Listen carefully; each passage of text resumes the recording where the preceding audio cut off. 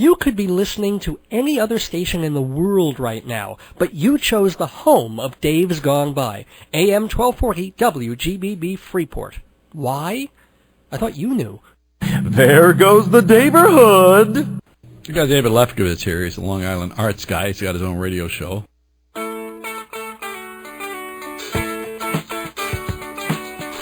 Greetings from Long Island, where every highway is a sunrise. It's time for Dave's Gone By, an hour of comedy, talk, and music brought to you by Total Theater, with your host, Dave Lefkowitz. You've never heard anything like it, so sit back, relax, squeal if you must. Here's the host of Dave's Gone By, Dave! Tropical hot dog night! Like two flamingos in a fruit fight! Every color of day, whirling around at night. Well, there goes the neighborhood. Welcome, good evening, and happy Memorial Day, everybody, here on this Sunday night, May 24th, 2009, for the 311th episode of Dave's Gone By. 300. And that is the 311, ladies and gentlemen. I'm looking at my guest co-host, Jeff Goodman, and he thinks so numerically that the minute I saw those numbers, I was like, there's the 311. But 411 is information. What is 311? That's the information in New York City, where you call it It's a non...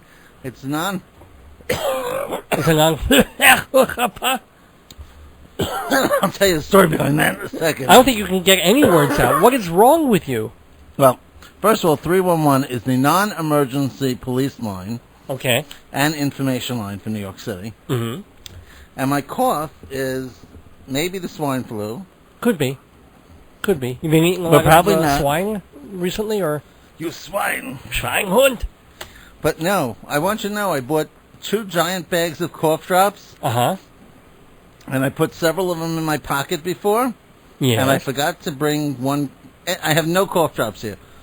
Of all the oh, great. They're all in the car, and you have a coughing jack. They're not even in the car. I left them in my house. Now, the scary thing is that a half a year ago, you came down with this hacking bad cough. No. This cough that would not go away. This terrible cough that would come all the way up from your bowels, through your lung system, and you would do this several times an hour.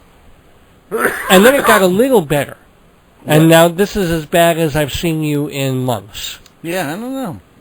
Well, why do you think it is? If I had a cough drop, it would subside, believe it or not. Not really. Yeah, it does. You would take a cough drop and it subsides for about 2 minutes.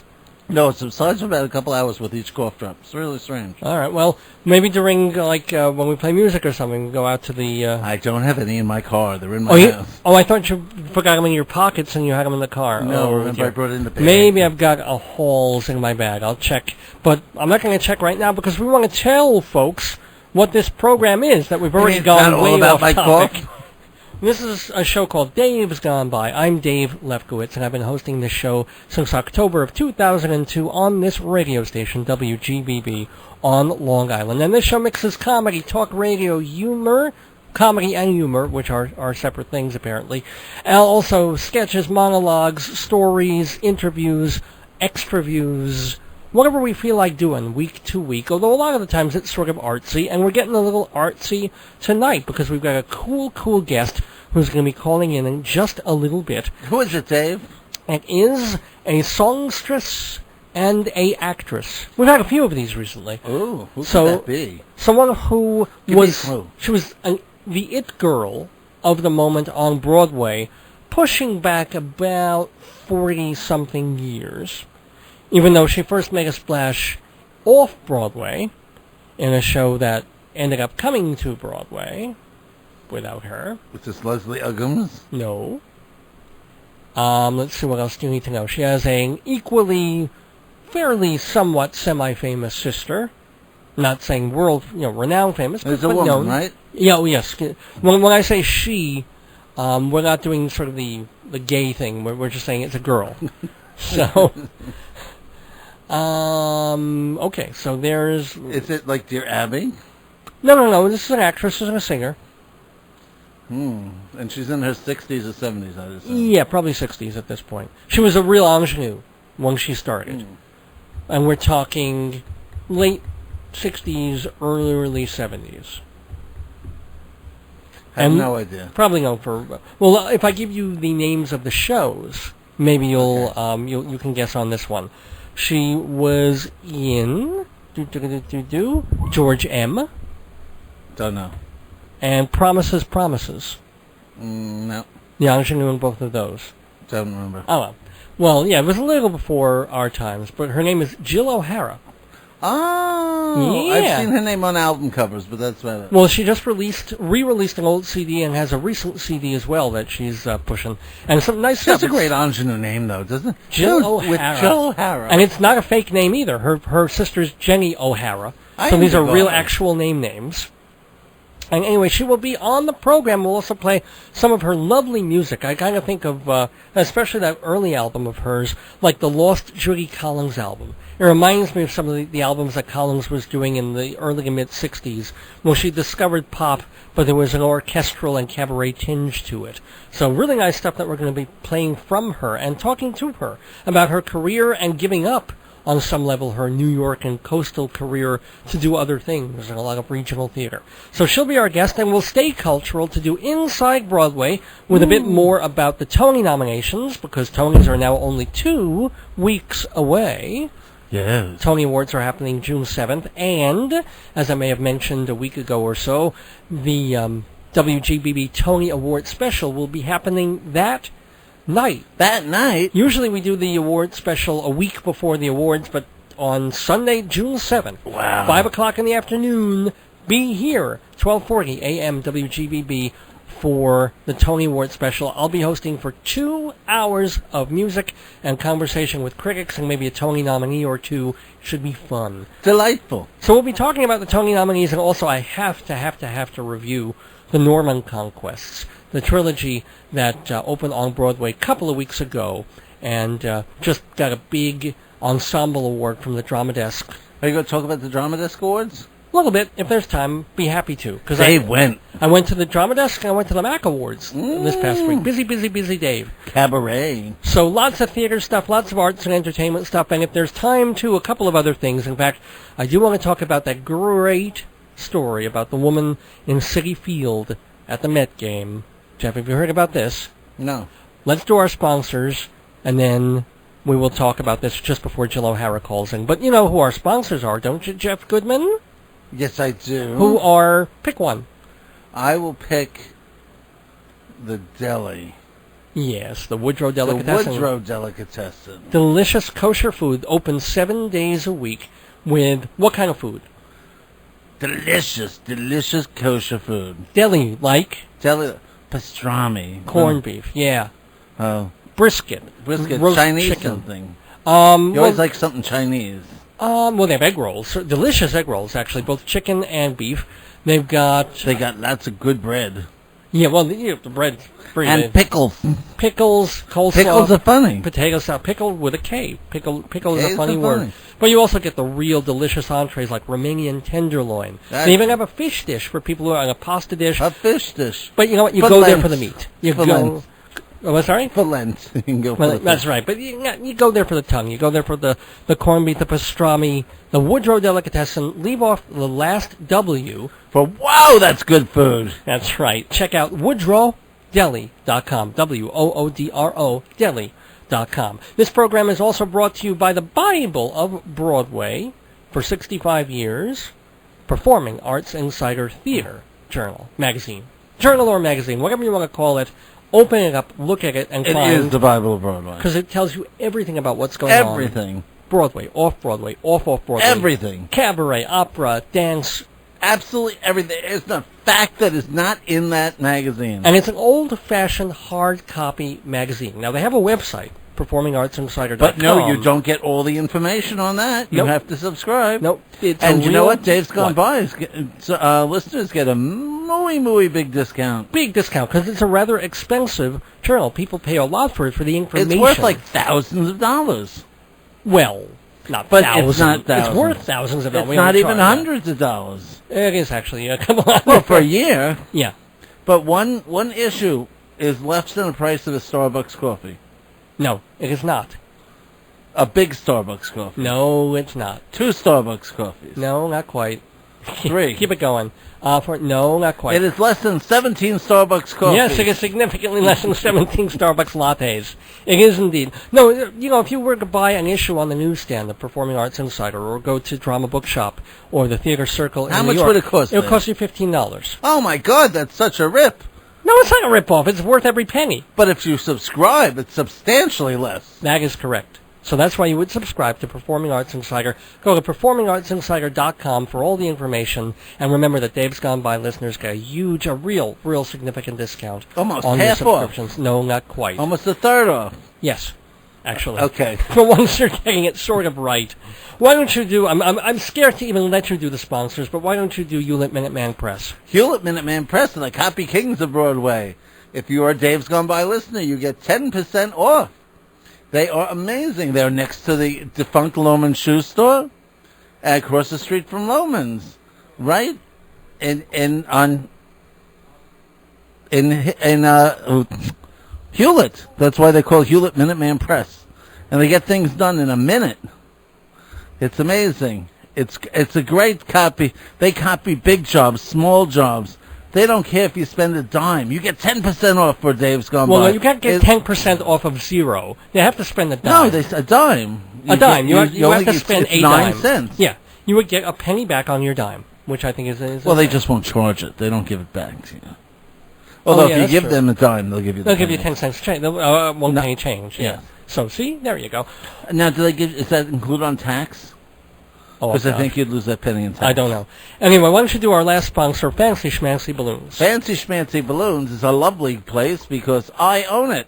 And it's for all your party decorating needs. You call Fancy Schmancy Balloons at 516-797-3229. And you talk to me, and I will tell you, well, I'll give you some ideas about your party. We do all sorts of bar mitzvahs, sweet 16s. If you have a high school graduation you want us to do, we do. A lot of 6th grade graduations, all sorts of stuff. Any party, communions, 4th of July, a picnic, we will cover it. And if you're a Dave's Gone listener, gosh darn it, we'll give you a better discount than anybody else. Sounds good to me. Fancy Schmancy Balloons, give them the phone number one more time. 516-797-3229. Beautiful. All right, we're going to save the Mets story, the New York Mets woman at Citi Field. Okay. It's a great story, so please remind me towards after the end of the interview and maybe just before Inside Broadway. Great, you need me to be memory? That's bad. Well, I have it written down in my notes, but Jill O'Hara's already calling in. So what I want to do is play a couple of commercials, play a song of hers, and then we will be talking with actress and singer Jill O'Hara. Fantabulous. Here tonight on this pre-Memorial Day. Well, it's Memorial pre-Sunday. It is 45 minutes to Memorial Day. That's exciting. I got goosebumps. It's our Memorial Day countdown show.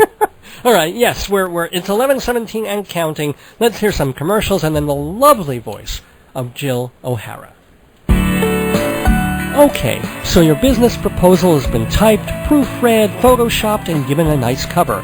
Now, all you need is 20 spiral-bound copies plus 1,000 printings of your latest brochure.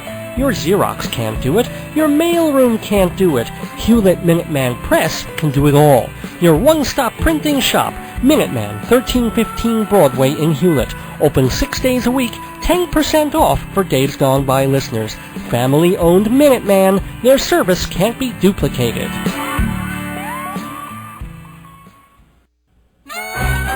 Shalom, damn it! This is Rabbi Sal Solomon asking you, what are the 2 most beautiful words in the English language? That's right, kosher deli!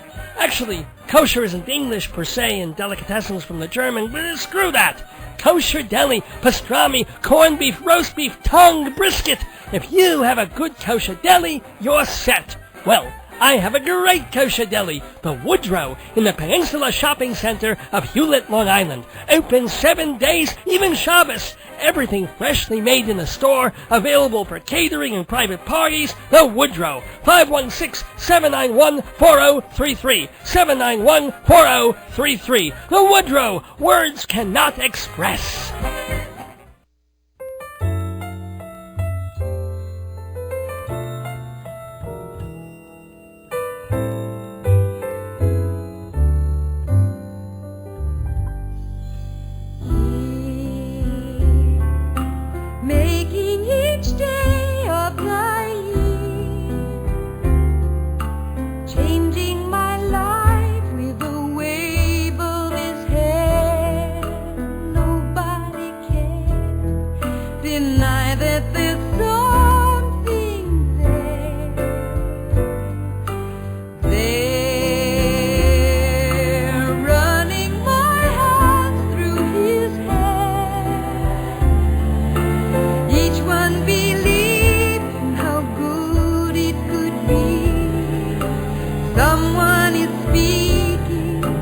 he doesn't know she's there.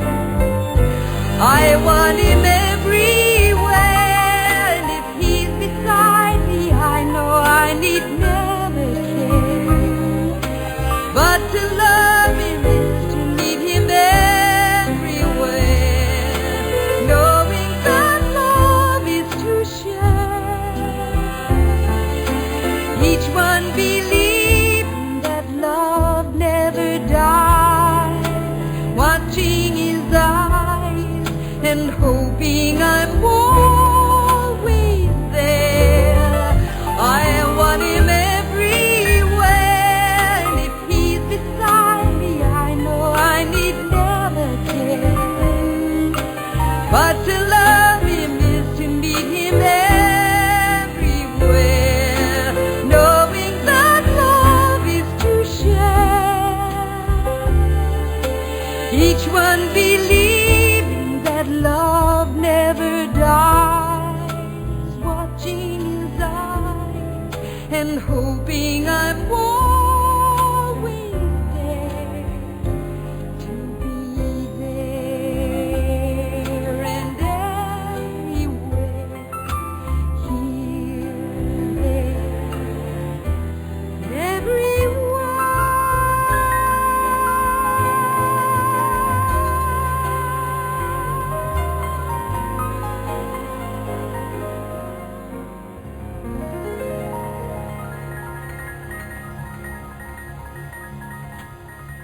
Wasn't that absolutely lovely? That was Jill O'Hara, going back to 1993, her debut album, her version of the Beagles, Here, There, and Everywhere. Well, the good news is that here, on Dave's Gone By, Jill O'Hara is not there or everywhere. She's here with us on the phone. Jill O'Hara, how are you doing? I'm just fine, thank you. Well, I'm going to have to turn up my headphones to hear you a little bit. If you could speak up just a little bit. Sure. Great, so... Jill, you have just a lovely, lovely voice. Thank you That was so such a much. beautiful rendition. Thank you. I think that's one of the most beautiful love songs ever written. It is, and it did a great job with it. I love it. So they just released that, re-released that debut CD, is that... Yes. Is that on what label? That was on the Sterling record label, Uh-huh. and now it's re-released on my own label. Uh-huh. Very simple, Jill O'Hara Music. Now, here's a question that I guess anybody who's trying to compile stuff, especially in this day of the internet and all of that and the rights issues. Yes. Here you are covering all these different songs by these different and mostly very, very well-known artists. Was it an incredible pain in the butt to reissue this album as far as royalties and rights go? No, actually, it was simpler than I had realized, because once you get the, it's called the mechanical licenses, which is the right to release a recording. Mm-hmm. I think it's good for something like 20 years or 18 years. Oh. You don't have to reapply for it. So I guess once it's done, it's very good. It holds for a long time.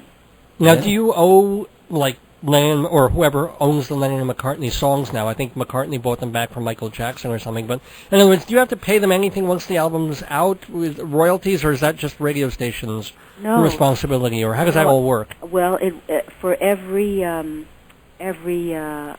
recording that's sold, there's a royalty that goes to the authors that the publishers collect for the composers. Oh, right. And that's I forget the exact term.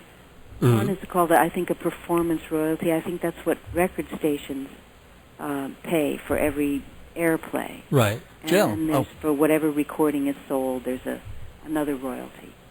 Jill, I want to ask you about your experience on stage, because, I mean, I love Promises, Promises. Honest to God, I think that's one of the most fantastic albums that's out there. I do like it. Yeah. And I love the little logo, and I like the with Jill O'Hara in there. It's so funny because I could picture it in my mind's eye. So, do you have any stories from that? Because that was you also in George M. Yes. I mean, Well, yeah. What are some really cool anecdotes of working on major Broadway musicals? Well, something that I think is pretty interesting about Promises is the way that the song "I'll Never Fall in Love Again" came about. which was... Do tell. In those days, I always traveled with my guitar. I used to sing in Greenwich Village coffee houses in the early 60s and play the guitar. Mm-hmm. And Peter Tork, who later became one of the Monkees, do you remember that group? Hey, Sure. hey, we're the Monkees. Not only do we remember Peter Tork has been a guest on this program really? 2 times. Oh, sure. Oh, gosh. Well, I haven't seen him since the time when we were both singing in the Village. But anyway, I was what my musician friends would now refer to really as a guitar owner instead of a guitar player because I played so little. But I paid Peter Tork $5 to teach me a certain picking style on the guitar, which was really the only picking style I knew how to do. And we were all very young and very poor in those days, and I'm sure he was very happy to get the $5. And so when we were in out-of-town tryouts on Promises, we were in Washington. We'd gone first to Boston, and then to Washington, and then the next stop was New York. And the powers that be decided that they wanted to add a quiet song in the second act. And so I said, well, I play the guitar a little bit if that's something you want to use. And so Burt Bacharach sat down with me just to listen to me play the guitar. And then based on what he heard, he wrote I'll Never Fall in Love Again in 2 days. Wow. And about 2 days after that, it was in the show. I had to cram to learn it really fast because they wanted to try it out before the New York opening. And so I am playing the guitar, that little picking style on the recording as I did in the show. Oh, wow. Your $5 picking style. Yes. But I just think it's very interesting because to this day I love singing the song. I think melodically, certainly, it's so beautiful. So it's just one of those tales of how things can happen in the theater. That's amazing, isn't it? Yeah. Do you have any memories of what it was like working with Neil Simon? Was he very involved, or did he step away once it was getting on its feet on stage? Oh, no, he was very, very involved, and this is characteristic of him, not only with Promises, with every show he's ever done. You see it widely reported. He was constantly working, rewriting, making changes, right up until the last minute, and I think that has a lot to do with the success that he's had as well, his flexibility. I remember him once talking to me about another playwright who I won't name, who was extremely gifted and had a show open, a play in New York that wasn't successful. And Neil told me that this writer had a problem. He just would not change anything. Very, very rigid. So was it Herb Gardner or? Stop it! Don't. I don't want to say. I'm not sure. I don't know. That was just a guess out of thin air. It was of a joke. A successful, smart playwright. No, I don't know Gardner's modus. It was just the first name that popped out at me. Oh. Let me ask. On George M. Yes. You worked with Joel Grey. Yes. Was he a diva, or was he wonderful, or somewhere in between? He was wonderful, and he's still a good friend. Oh, my gosh. Still in touch, yeah. Nice. And not only that, I got to do something very unusual with George M. Joel did a big summer tour. He revived the show, and he directed the production as well of George M. Oh, okay. And asked me to do the same role I had done 16 years earlier with him on Broadway. Wow. So you don't often get to do that. No. But I'll tell you something sort of fun about George M. Yeah. I was in Hare at the time, and Hare was at the Cheetah Discotheque because we were waiting for a Broadway theater to become available for the move. Yeah. And meanwhile, I auditioned for and got George M., which I was very interested in doing because I wasn't in Hare as a cause. I was a very serious actress, and what interested me about George M. was doing something so totally different. George M. Cohan's music and tap dancing, etc. And so I was rehearsing George M. during the day, tap dancing and singing those songs, and then at night I was in Hare wearing a button that said, "Let's get naked and smoke." Were you one of? Did you? Oh, stop. Well, of course, on. she got naked right before the intermission. Oh, no. No, some No, actors in fact, did and some didn't. No, I left the show before it moved to the Broadway theater, and that's before the new director, Tom O'Horgan, came in. And actually, the whole show was changed very radically when he came in. He made it much more of a happening, kind of along the lines of a be-ins that were going on, if you remember that. Yeah. Songs that I did were cut from the show. Wait, before you do that, I had one question. Because sure. after hearing your voice and knowing that you did hair, did you sing Frank Mills? No, that was Shelley Plimpton. Right. And isn't that a jewel? I love that. That's my favorite. One of my favorites. It's just because it popped into my head when you talk about the $5. I'm just thinking, Yeah. I don't want my $3 back. Just No. him, yeah. That's brilliant. Actually, there is something that might be of interest to you. I had done a show, I think I was 18. It was my first musical in New York. No, actually, that was the second, and the first one bombed too. But this one... Which one was that? Yeah. That was called Royal Flush. There's an unfortunate title. And it starred Kay Ballard and Mickey Deems. And it closed out of town, and it was one of those real nightmares. We had 3 different directors, along the way. How was Kay Ballard to work with? Oh, wonderful. I hear she's really easy to work with. Oh, she was wonderful. But then I did this was an off-Broadway show called Hang Down Your Head and Die, and that closed the night it opened. They're picking these titles that the critics can't resist, I know. And that was interesting, too, because Marion Javits produced it, who was... Jacob Javitz's exactly. something? What? Wife. Yes, yeah. yes. And she had a fortune teller governing everything. Oh, God. When we opened, etc. It didn't help. But in that show was Jerome Ragney and James Rado, who wrote Hair later, and that's where they met in doing that show. So what were the songs you were doing off Broadway at the you were at the Chico? Were you at the Public or not? Yes, I was at the Public. Yeah, the original. So what were your songs in that context? Well, Good Morning Starshine. Oh my! And I did a song called The Climax.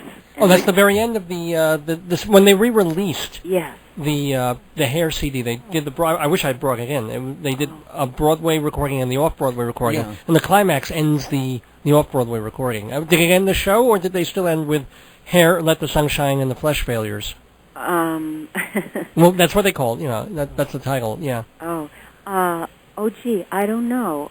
I don't remember whether it ended the show or not. I mean, it's a good title for ending the show, the climax. Yeah. I do it, you do it, we all do it. Yeah.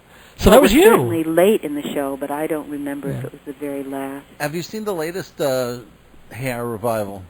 No, but what I did do, I was invited as one of the original cast members. I guess it was a year ago, maybe 2, I'm not sure.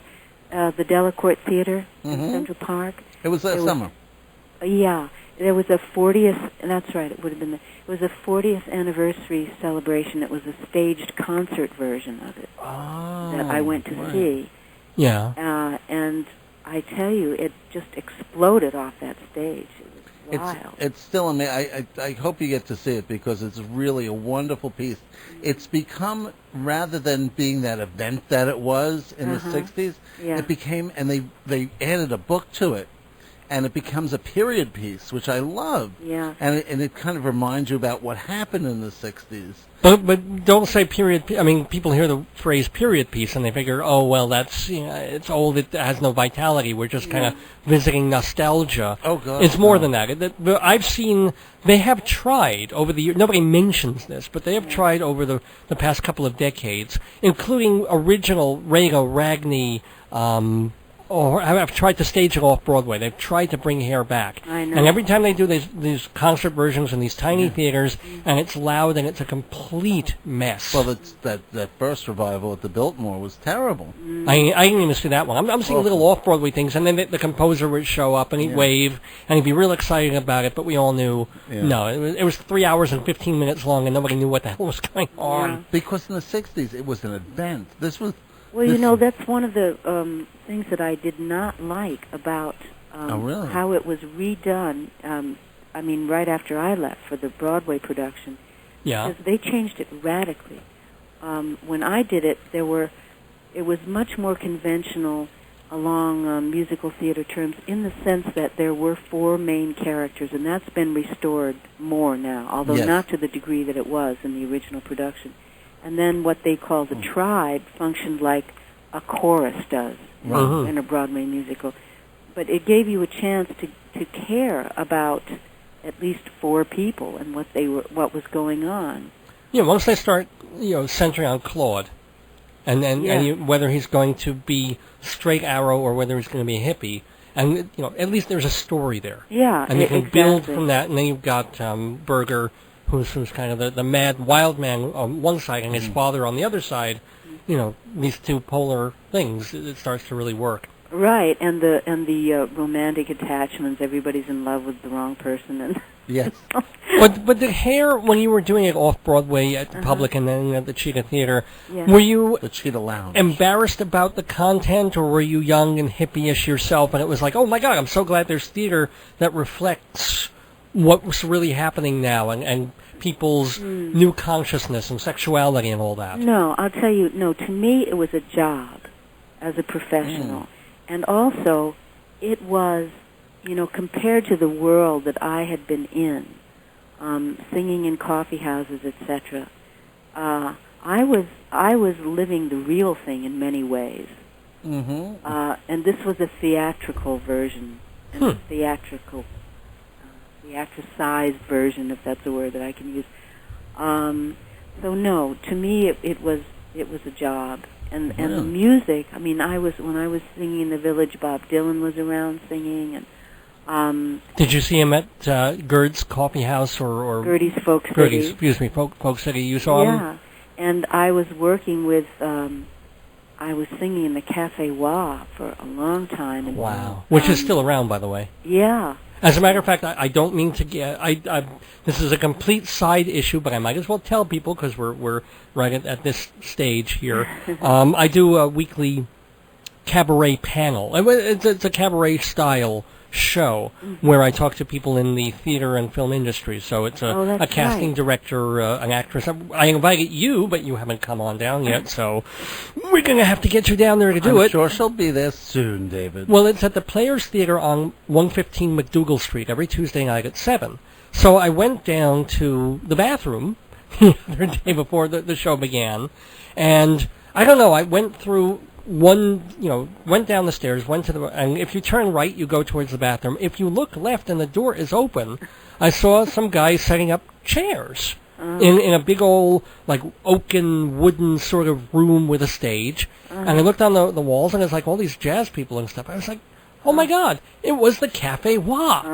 I just literally walked into, or turned left into the Cafe Wah, and I was like, look at this guy cleaning the floor, and I didn't quite have the guts to walk in, but I was like, this is the place, man, this is it. So if you come down to everybody who's listening, if you come to the Stage Buddy show, Stage Buddy Talk, on Tuesday nights at 7 to see me do my thing, then you can go to the bathroom and look at the Cafe Wah right after it's over or beforehand. Isn't that exciting, ladies and gentlemen? On McDougal Street Tuesday nights. But before we get to that, let's remind everyone that I'm Dave. I'm here with guest co-host Jeff Goodman, and we're talking with the lovely and extremely talented Jill O'Hara, who had the theater world on a string for a while. I mean, you had George M., Promises, Promises, both hits. Absolutely, not to mention Hair went on to some level of hugeness. And then you decided not to play the game anymore. Well, actually, I've done many more plays than I have musicals. Really? Many more. And I was a very serious actress. I was studying. I studied for 12 years with Uta Hagen whenever I wasn't working out of town somewhere. And as is very usual in the theater, I had a number of shows that were hoped to come into New York and didn't make it. You know, it's a very tough. What are some of the plays that you were in? Well, let's see. One was called Beck, and it was based on, The Updike book? No. It was based on John Updike's book, Beck. Yeah. And I played, I was the female lead in that, the Russian poetess Vera Glavanakova. Okay. That was one. I mean, I'm talking about the ones that were intended for New York. Sure. There was another thing that played in New York called The Party Girl that never went anywhere. See, I was up for the lead in that. I did not get Girl? it. Yeah. Are you serious? No, of course I'm not serious. Besides, you have no talent.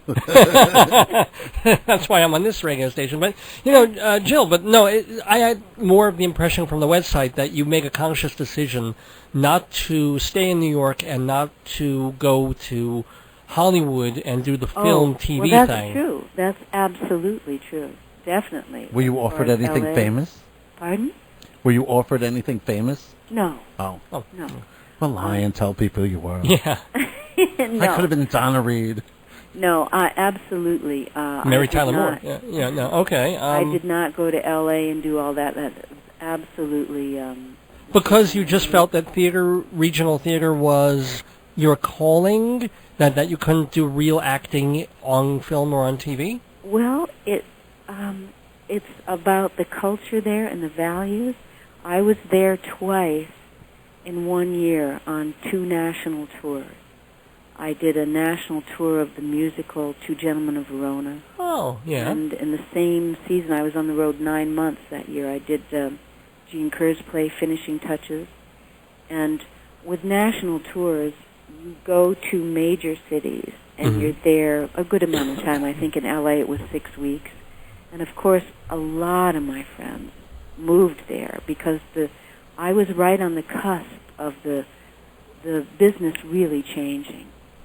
With so much moving to television and so many actors, most actors going out there to try to get work and establish careers, and they often boasted, I've made more money in 1 day than I made in 6 months on Broadway. Of course. But the values didn't interest me, the whole culture of the business didn't, and the work didn't. Good for you. I was much more interested in what I was doing, and once there was a Broadway play, excuse me, that I turned down because I was more interested in a regional theater. I was a production of the Hot L Baltimore that I did in Cincinnati, and I remember vividly buying the New York Times the morning after I knew this play was opening in New York and just praying I wasn't really going to regret it. And I didn't. The play was not a success. I didn't think it was good. Well. What, Hot L Baltimore? No, she was in Hot L Baltimore. She chose to do Hot L Baltimore, the Langford Wilson play. Do you remember can you say what the other play was? Doesn't make a difference. It wasn't a success. I don't remember the name of it. Arthur Sherman directed it. That's all I can remember. Cool. So, it sounds like you made a decision and have not regretted it one bit. No. Oh, no. And then after that, I got married, and my life really changed. Yeah. Who's your husband? How did you meet? My husband is Philip Jones, who also produced both of those recordings with me. And I met him at a party where I purposely invited a gay friend to go with me in case I met a man I was really interested in. And that was, 25 years ago or so. I've never quite counted up.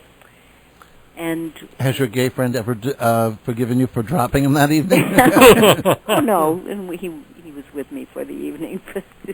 But you met Philip Jones. Yeah. So and he's a music arranger? Is that his major? No, he's just, he's an artist. Oh. And he's since become also an architect.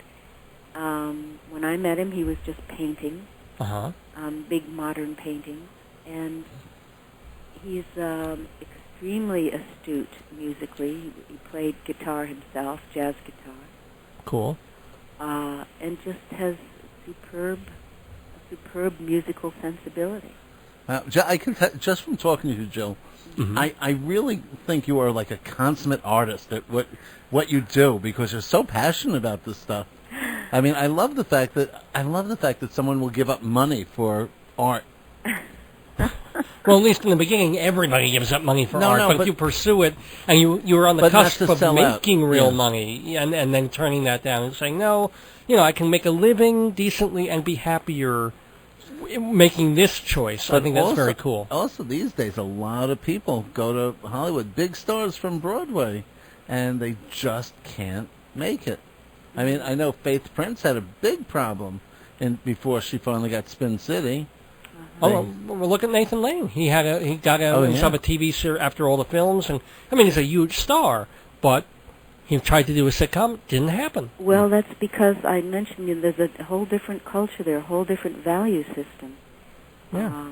And it's not necessarily about the work, There's a whole other thing going on there. Now, speaking of which, also, when we talk about the culture and competition, how was it in the fact that your sister, Jenny O'Hara, is also in the biz?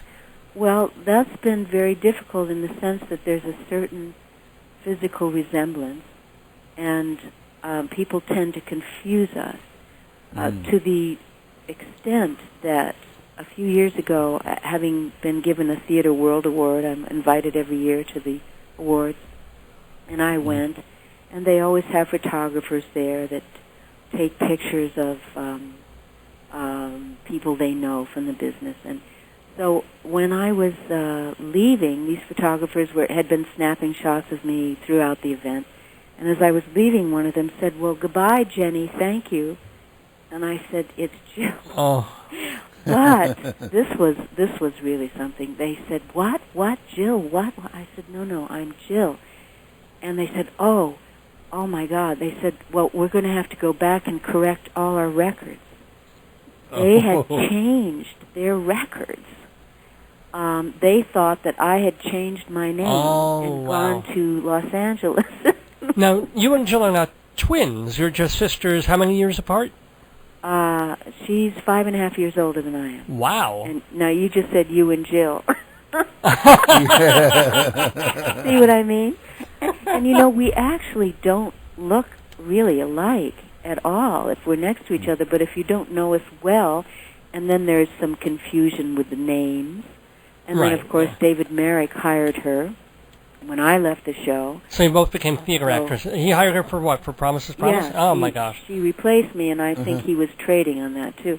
The names are similar. Sure. So people think that the original's still there. Pardon? Yeah, exactly. So I think I don't know. Do you have any interesting things that happen during the run of a show? Oh my God! I love hearing these stories. Yeah. That's why. It doesn't have to be one of the Broadway shows. Do it could be some I regional. ever? Oh, please, tell. Well, I can't repeat the language that came out of my mouth.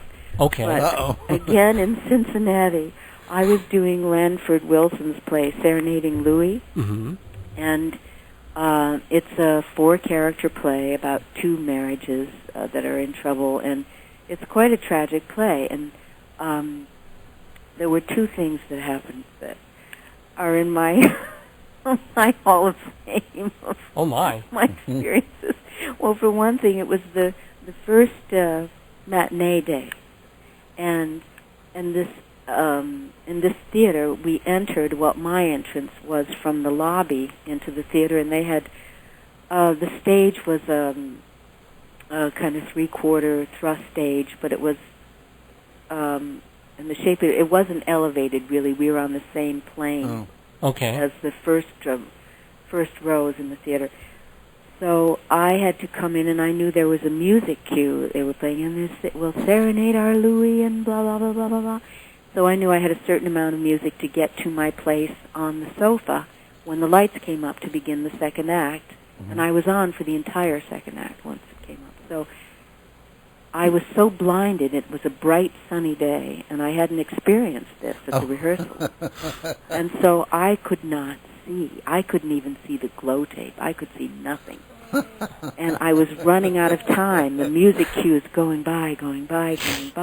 Yeah. And in the staging, there were 2 other characters were going to be seated on the couch as well.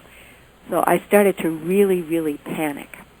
And then I finally reached what I thought was the actor. Oh, no. And I was crawling because I was literally blind, but I was cursing like a sailor, and I'm crawling across legs, and the lights come up, and I'm in the audience, in the Bible Belt, having just spewed profanity. That was one. That is wonderful. Well, it was, but then I had to try to keep a straight face. You know, I had to very politely remove myself from their laps, go onto the stage, and of course you can imagine the other actors too. They've seen me out crawling over the audience. Where's Jill? Oh, she's in the audience. And then at the end of that play, I mean, do you have time for me to tell you that? Absolutely. Oh, yeah. So I don't like loud noises. I'm better now, but Dave I was too. particularly. Oh, really? Yeah, I think about gunshots in the theater. Yeah. I can't take it. So in the play, the character that I played is murdered by her husband, and the audience has come to understand that, and there are gunshots. And so whenever the shots were going on in the rehearsal, I ran to another side of the building and held my ears. That's exactly the kind of thing I would do. Mm-hmm. Yeah, until it was over. Now, we've been open for a while. I'm getting kind of cocky. I'm thinking, I'm going to go early to my curtain call. This is the ending of the play. So I had never seen the end of the play because I'd always been off holding my ears. Now, remember, the audience knows I've just been shot dead. Oh, no. Oh, no. So my entrance for the curtain call was from directly stage center, coming through a center door and coming in and bowing. So I'm early now this time because I'm cocky. So I'm standing back there holding my ears behind the door. To my horror, the door flies open. The play's still going on. The audience sees me in full view. I'm standing there holding my ears. And the actor playing my husband is flying through the door. Oh, no. So then I had to come out and get a curtain call. And what did you have to do? What? Well, then I come through and take my curtain call. But the audience, meanwhile, I'm supposed to be dead, and they've just seen me. The door opens to reveal me standing there holding my ears. Because she hadn't seen the end of the play. No, I understand. I get Seen it. I love that you turned the play into a ghost story at the very end. She comes back. Now, my favorite thing, I am sorry, I pictured as soon as you started telling that first story, I love the fact the lights are up and you're in the audience. Oh, my God, can you imagine? Oh, I would have died. Oh, actually, a friend of this is kind of, and this brings us back momentarily to the off-Broadway staging of Hair that you were in. A friend of mine from Milwaukee who was in town to see the Drama Desk Awards had questions for you because she's very curious about Hair, and she just reviewed it when she was in town in New York to see some stuff, and she was curious about whether, as you said, O'Horgan changed a whole bunch of things. Oh, a lot. But even in the part that you were in when it was at the Public and at the Cheetah, was there audience interaction? Were people mussing people's hair and talking to the audience going into it at all? Or was there dancing on the stage at the end like they're doing now? Anything like that? I mean, dancing with audience members coming up and sort of dancing with the cast. No, I don't remember anything like that with Cheetah. No, because what we did, it was transferred literally. No. Okay. No. So do you have anything about Promises? A good story about Promises or George Broadway? Yeah. Well, I've told you really the best one. Oh, yeah. Well, those are pretty sensational. That was a fantastic story. I will never forget that, I don't think. I wish I could find Peter Tork. And I can hook you up. Can we have a reunion show? I'm glad you put you both on because, Peter's been on the show twice. Really? Peter went through some stuff. In fact, unfortunately, yeah. I mean, well, when we talked to him the first time, he went through all, the conquering his alcoholism and all that kind of stuff. Oh, I know nothing about what happened. Yeah, but then since we've had him on, he had a tongue cancer scare. Oh, so that wasn't so high. I don't know how he's doing since that, but I hope he's doing all right. Oh. So we'd love to get him back on, and we'll be very happy to get you both on and talk to each other, and he can pay back.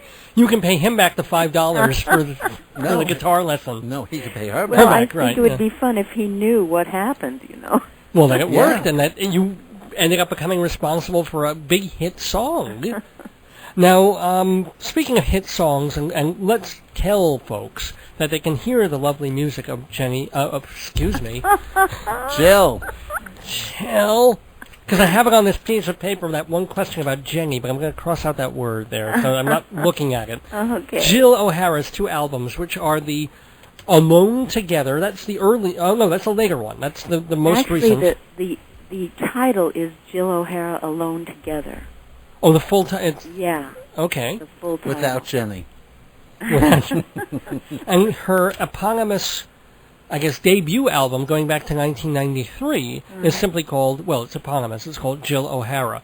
And the song composers on that one include everyone from Joe Raposo to Joni Mitchell, Harold Arlen. And do you have a certain kinship with Randy Newman? Because you do a lot of Randy Newman songs, especially on the new album. Yes. What do you find in Randy Newman music particularly that suits you? Well, I think he's a genius. Well, Can you do me one favor? Sure. Can you tell Randy Newman to be a guest on the show? I would love to talk to Randy Newman. Well, have you would ever, love to talk to Randy. I know. Have you ever approached him or his people, as they say? I It don't know. never occurred to me to even try, but I would, certainly. Yeah. I mean, do you know, are you friends? Do you know him, or do you just do his music? No, I don't know him. No. Oh, okay. I don't. No, I think he writes. He is so awesome. He's awesome. so unique, original, and he writes beautiful music. Yes. And I think a lot of people think that he's cynical, and I think he's actually extremely idealistic and really loves America, and that what he does really comes from that. I think he's also truthful. He's a truth teller. Oh, yeah. Yeah. Well, on your new album, Alone Together, you do A Lover's Prayer, Rollin', which we'll play at the end of the show, Dayton, Ohio, Marie, Old Man, Texas Girl at the Funeral. Like half the album is Randy Newman, so that's kind of neat. Yeah. And you also do Fair and Tender Ladies, which I don't know, when you were going around the Village days, did you learn that one from Dave Van Ronk? Because he does that, oh my God. If you ever hear, not that your version isn't lovely, but in recent times I've come across Dave Van Ronk's version of that song. Really? And it's one of the most extraordinary performances No kidding. I've I ever have to hear that. heard. Because you know what Dave Van Ronk was like. He's this Yes. huge, burly, longshoreman type. Yeah. And a kind of a blues holler shouter for the most part. But he does this little folk song about a girl warning women that, you don't fall in love with men because men are bad, and, she gave her heart away and will never get it back, and she's just going to pine away for the rest of her life. And he does it in this high, it's not a falsetto, it's just this high voice. It's goosebumps. Well, I must fantastic. hear it. Has he recorded it? It goes back to one of his earliest albums, and then it was re-released on something that has not, I think, put on CD, called Chrestomathy, when he did a Greatest Hits package. But you can get it like on Rhapsody. You can download it. It's available. Great. Check it out on the web. It's fantastic. I'll tell you something about that song. I started singing that song when I was about 14 years old. I heard it on the radio or something. Uh-huh. And I always loved it because I think it's so pure. Yes. It's almost classical. And when I was doing that tour I mentioned with Joel Gray, when he did the revival of George M., yes. I knew that songs like that were often sung by women alone, just to ease their own sorrows, a cappella, I mean, by alone. And I had this wonderful old 1960 Dodge, and I was driving to the next big music tent we were going to. I think it was in Ohio somewhere. And I drove through the Appalachian Mountains, and I knew that song had originated, at least I had read that it had originated in the Appalachian Mountains. And there are different versions of it that were found all over the country. Anyway, I had such a visceral experience when I was going through that country. I could just feel that song coming right out of the earth. That's what it was like. And so I decided I wanted to sing it with just cello, just voice and cello, to try to capture that solitary aspect of it. And so I met with Byron Olson, the arranger, who did a number of the arrangements and the recording, and I I told him what I wanted and what I wanted from the cello to essentially be like another female voice commiserating. And he felt it ought to have a little piano as well. So he added some of that, and I think he did the most gorgeous arrangement. But a lot of it is just voice and cello. And the whole recording of Jill O'Hara Alone Together is all acoustic, with bowed bass, cello, violin. And so that was extremely satisfying to me, to be able to fulfill that idea I had for the song. And also, I just think those musicians are out of this world. Wow, that... Well, how can people get a copy of either Alone Together or the Jill O'Hara album? Well, I'm doing, for one thing, I'm doing a performance and a CD signing at the Lincoln Center Barnes & Noble in New York on June 3rd. Mm-hmm.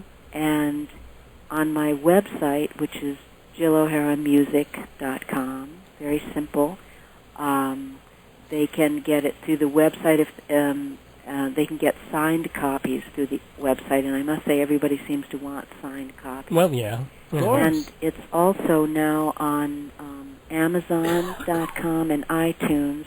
Both. This is for both recordings, both for digital downloads.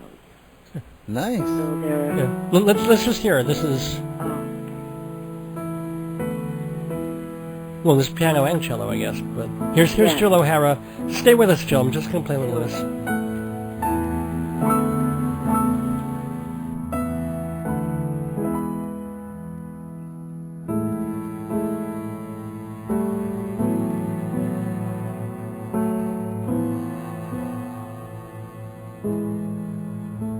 Come all ye fair and tender ladies, take warning how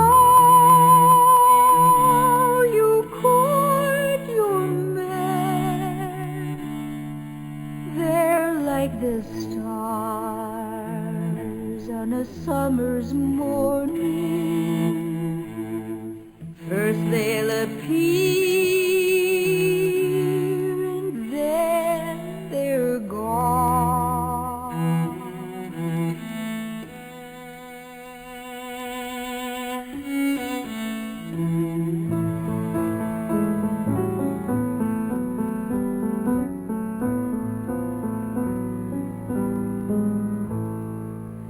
Wish I'd known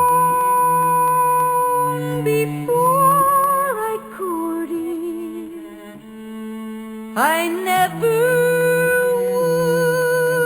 would have courted none. I'd have locked my heart in a box of golden and tied it down with a silver line.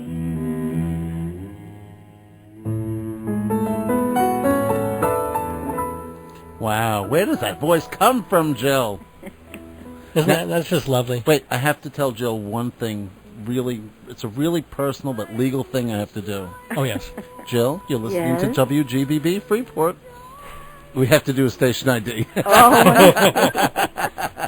It's 12:03 Memorial Day Monday morning. We've been talking. Happy Memorial Day. Yeah, happy Memorial. Have you had a good? What have you done on this holiday weekend, Jill O'Hara? I got it right, and I still thought I was wrong. It's Jill O'Hara. Okay, I got it right. Listen, I made a mistake I should correct. Uh-huh. You were asking where the CDs can be purchased? Oh, yeah. It's also on Rhapsody.com, which I had forgotten. Oh, okay. And those links on my website all go, you click on a little thingy and it goes right to Rhapsody or iTunes or Amazon. Excellent. Oh, that's good. And by the way, as I said, Rhapsody is the one place I was able to find that Dave Van Ronk version of Fair and Tender Ladies. So just when you Google it, do that title and Rhapsody and Van Ronk, and it'll bring you right to a free download. Great. You can listen right there. I will. Well, today I had a very, very long walk in the woods. I'm in Pennsylvania. Oh. We have a country place in Pennsylvania. Nice. And Where's your regular home? Where do you actually live? Midtown, Manhattan. Yeah, of course. Where else, Dave? What? No, well, she does regional. I didn't realize you stayed in New York. Oh, yeah. Oh, Yeah. okay. Remember, she didn't want to go to California. No, but I thought she went to the middle of the country just to do regional. I didn't realize you stayed on this coast. Oh, nice. No, I need my my New York existence too, absolutely. But naturally, in the summer and stuff, I spend more time in the country, which I love. There's a lake here that I swim in, and Right. Jill, do you have any desire to go back to do Broadway, or off Broadway, or more shows? Because when was the last time you were on stage?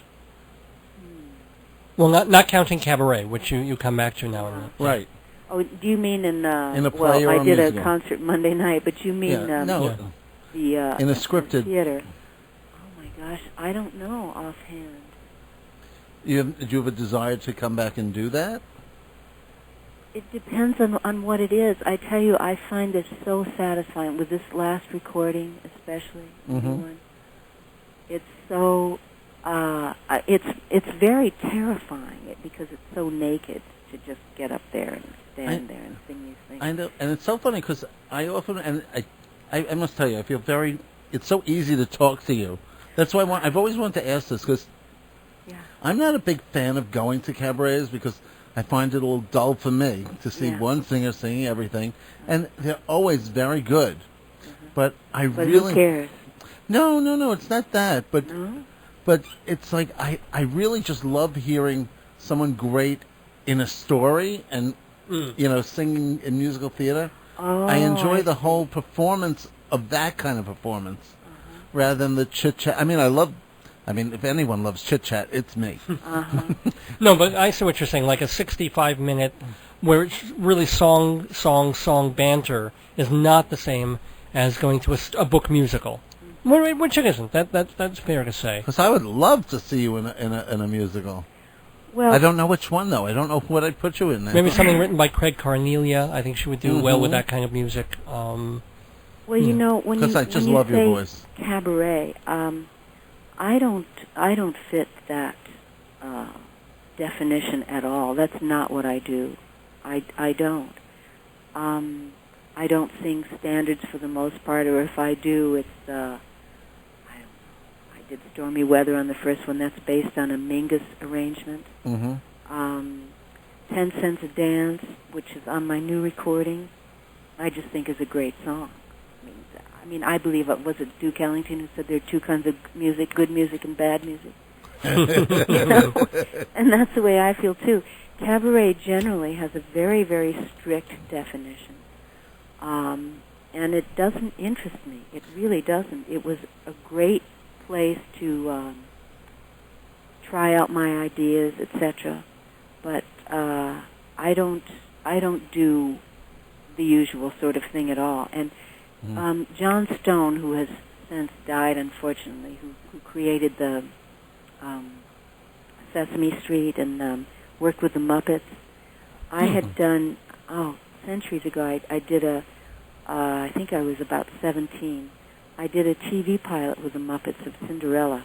Oh, wow. And I was Cinderella, and Will Mackenzie was Prince Charming, and I don't remember the name of the actress who played the wicked stepmother, but all the other characters were Muppets. And it was a pilot for ABC TV. Joe Raposa wrote the music. I still remember one of the songs that I sang. It was a beautiful song. And as a matter of fact, in finding out about getting the mechanical licenses, recording, I recorded Being Green, which I think is a great song. Wow. On the first CD. And so Joe died of cancer, unfortunately, and pursuing the licensing, I got in contact with Nick Raposo, his son, and we talked about the pilot. He remembered it, and I said I'd always wanted to see it. And the last I knew, I spoke with him not long ago, and he tracked it down. Disney Studios owned it, and he was going to get it and send me a copy. That's something I would really love to have. No, not yet. I haven't gotten it yet. Maybe it'll show up on YouTube, too. Come on, Nick. Let's get that in the mail. Yeah. Or you can just post it, Nick, so we can all see it. Popping up on Vimeo or Blip TV. Anyway, it is 12:09 in the morning here on WGBB-AM 1240. Want to let and you also know, in Pennsylvania. Yeah, everything east of, like, Ohio, I think would still be the same time. We've had a wonderful chat with Jill O'Hara. She's just been absolutely delightful. She didn't answer my question. What was the question? Going into a regular show. Oh. Well, I think it's clear that if the really the right thing came along... Yeah, if it was really interesting material. There are some great musicals, but let me tell you, there's nothing worse than being stuck having to sing a bad song. Oh, yeah, that's okay. Well, do you always know? Do you always, like, you were in flops, and I guess you sort of knew that they were flops when you were in them. But aren't there times when it could go either way, and you really don't know until the critics have their say, on opening night, whether something sucks or whether it hit the mark? Well, you don't know how it's going to be received, that's for sure. I must say, I think I'm pretty astute when it comes to judging material, and a lot of actors are not, I got to tell you. They just don't have that kind of a critical faculty. I know, because I've been in productions with them, and they can be extremely talented, extremely good actors. But somehow they're just so subjectively involved that they don't see things that I often see in the material. So you have an internal clock that will tell you, well, I took the job, I thought it might be okay, but this is going to close in a week. But, yeah, I mean, look, I know when material is good, I'll tell you, that's for sure. That's for sure. But then there are a lot of things that can go wrong with the production itself. Yeah. For instance, I did a musical of I Remember Mama before the Broadway production, and it was meant to be headed for Broadway, big Broadway opening. You did it with people who could sing, actually.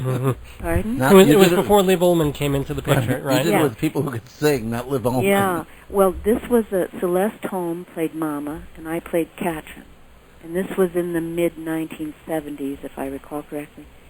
And John Clifton was the composer, and wonderful music, wonderful stuff. But I think there was only maybe 3 weeks rehearsal. It was done at the Studio Arena Theater in Buffalo, which was a very, very well-known regional theater. And one of the best directors I've ever worked with, Warren Enters, directed it. Who was that? Warren Enters. Oh, okay. And they had the world press review it. Well, in 3 weeks, all you have time for is just to see what you've got and then start working on it. And because it was subjected to all this pressure much too soon, it didn't go on from there. And it really deserved to. It truly did. But because the reviews were instantaneously raves, it folded. Right. So all kinds of things can happen. I've been in other productions where there was another one that was eventually done. This is a play called Broadway that was done in the 20s, and we did it at the Berkshire Theater Festival. Gilda Radner was playing the lead, and Chris Sarandon and William Atherton. And the director on that one just had a certain way of working that did not work well. Glenn Close was my understudy on that one. Oh, my gosh. So sometimes you can feel, I guess actors, most of them, can feel it going wrong. Even the ones who select well initially can kind of, they have an internal clock that just says, this is or isn't going to happen. But that and also another thing I've seen too, in the same lack of critical faculty to evaluate material and its worth, are actors who are extremely gifted but don't have a technical sense of acting technique. Yeah. It's really firmly grounded, so they're easily destroyed by a bad director. They don't know. They don't have the technique to survive. They don't have that respect for acting, right? No, I wouldn't say that. No, I think they absolutely do. Oh, okay. They just, whatever their technical process is, it's not. Perhaps they're operating more intuitively, perhaps, when they're rather than with any kind of specific technique. to survive a bad director. That's the best way I can put it. I've seen that happen a number of times, which is really unfortunate when you see a beautiful performance just start to be. Okay, can you give another example? That's kind of... No, that she's going to have to... Of that? Yeah. Well, it doesn't have actually, to be involving you. It can be something that you've witnessed. Well, I saw it with Gilda Radner Yeah. in this production. I don't know what happened. I mean, she was brilliant. My mouth was hanging open in the whole rehearsal process. And as we got closer and closer and closer to the opening, it just she started circling the drain, as a friend of mine said. Oh, no. You know, I don't want to really be specific about. Sure. I'm I'm not interested in bad-mouthing. Because I happen to be reading right now started reading the new book by Arthur Lawrence. He wrote another little autobiography where he names names. He's Arthur Lawrence. He's 92 years old or whatever old age he is, and he doesn't care. So if he has something good to say about Stephen Sondheim, he's got something. If he's got something rotten to say about Stephen, he'll say, or whoever, or Sam Mendes, whom he has a particular kind of loathing for. Oh my God. So, but kind of in the end, it's okay to use the names because I mean, when in the heat of battle, you want to be courteous and you want to leave people's names out of things because they're still working and you could still run into them and you don't want to hurt their families and stuff. But I guess as you get older and older and older, it's like, well, you say something bad about. I'm just throwing a name out, not that he does, but Ethel Merman, or you say something about Mary Martin or about Sarah Bernhardt. Well, who cares? Just say it. Yeah. Why not? Listen, I must tell you something. Since you two both seem really genuinely interested in this, I hope I have this title right. I think it's Letters from an Actor, written by William Redfield. He was in Richard Burton's Hamlet, and he wrote a book. He was surreptitiously taking notes on what went on in the whole process, of the whole rehearsal process and the opening of the production. It's the most authentic account I have ever read of what really goes on. Wow. What was his name? Redfield? William Redfield. I'm going to check that out. I think it's called Letters from an Actor. I have it in New York. When I go back, I'll be back there in a couple of days. If I'm off at all on the title, I'll contact you and let you know. But I'm pretty sure it's out of print now. But it's so easy to find out of print books on the internet now. So easy. I bought about 10 copies. Wow. Just to give to friends. Because I like books I like Act 1 by Moss Hart. I mean, I just like those backstage books, even when they're not catty. If they're just they're seemingly honest. I mean, I read the Richard Rogers autobiography and then was told that you have to take that with about 25 grains of salt. But there you go. Anyway, we have been having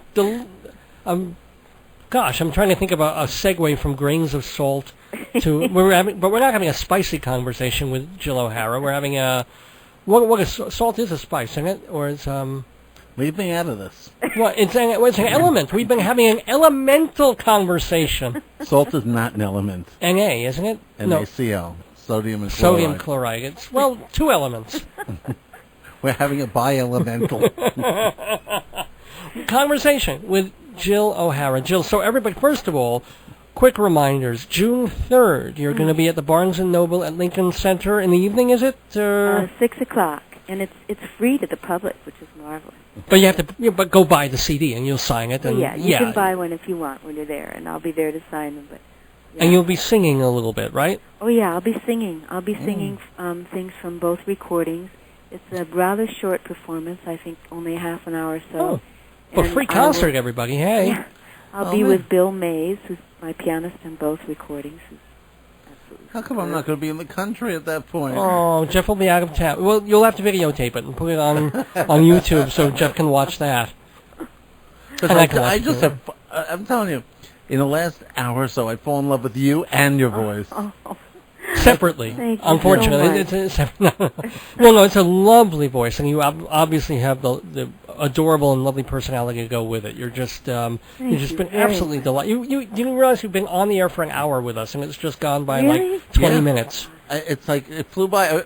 I looked at, that's when we went. It's midnight. I went, oh my gosh. Oh. So, and we usually stop our guests at about midnight, but had no desire to. We usually stop our guests at 12:30. I mean 11:30. Well, no. We usually have actually pretty great guests every single week, and you are way up there. Oh, thank you Jill very O'Hara. much. It's really been a pleasure. So, likewise, best of luck to you. Best of luck in Pennsylvania and New York. Thank you very much. Have a good night. Thank you. Bye-bye. Bye.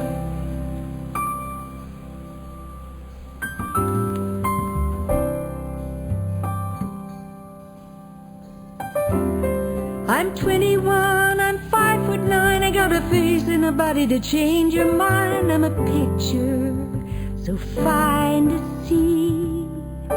Whenever I walk the streets of town, the men and the boys, they all fall down, calling, darling, come home with me. Oh, pretty darling, please come home with me. My daddy, he's a businessman. He's got a big old castle in Switzerland and a mansion by the sea. He spends his time with queens and kings, and he fills his pockets with diamond rings, and he brings them home to me. Oh yes, he brings them all home to me. Dreaming helps you make it through the day. Dreaming when there's nothing left to say.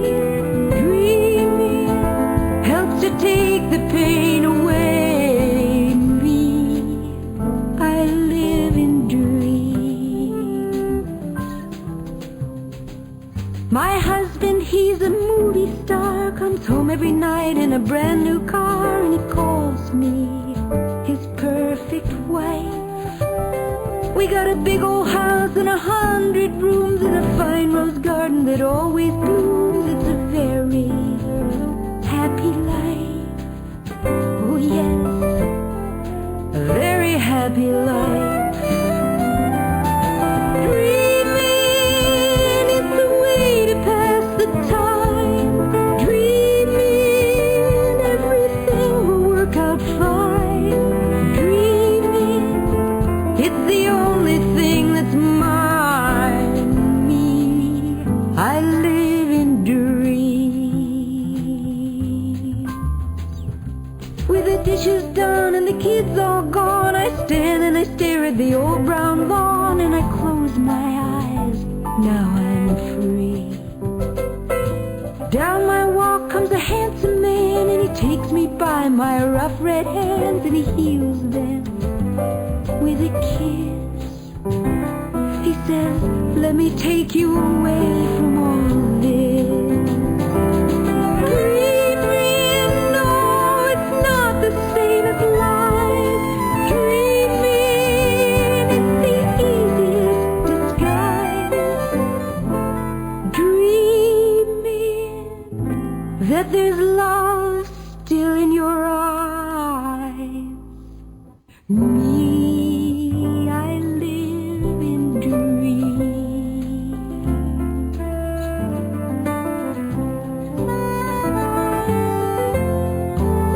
I live in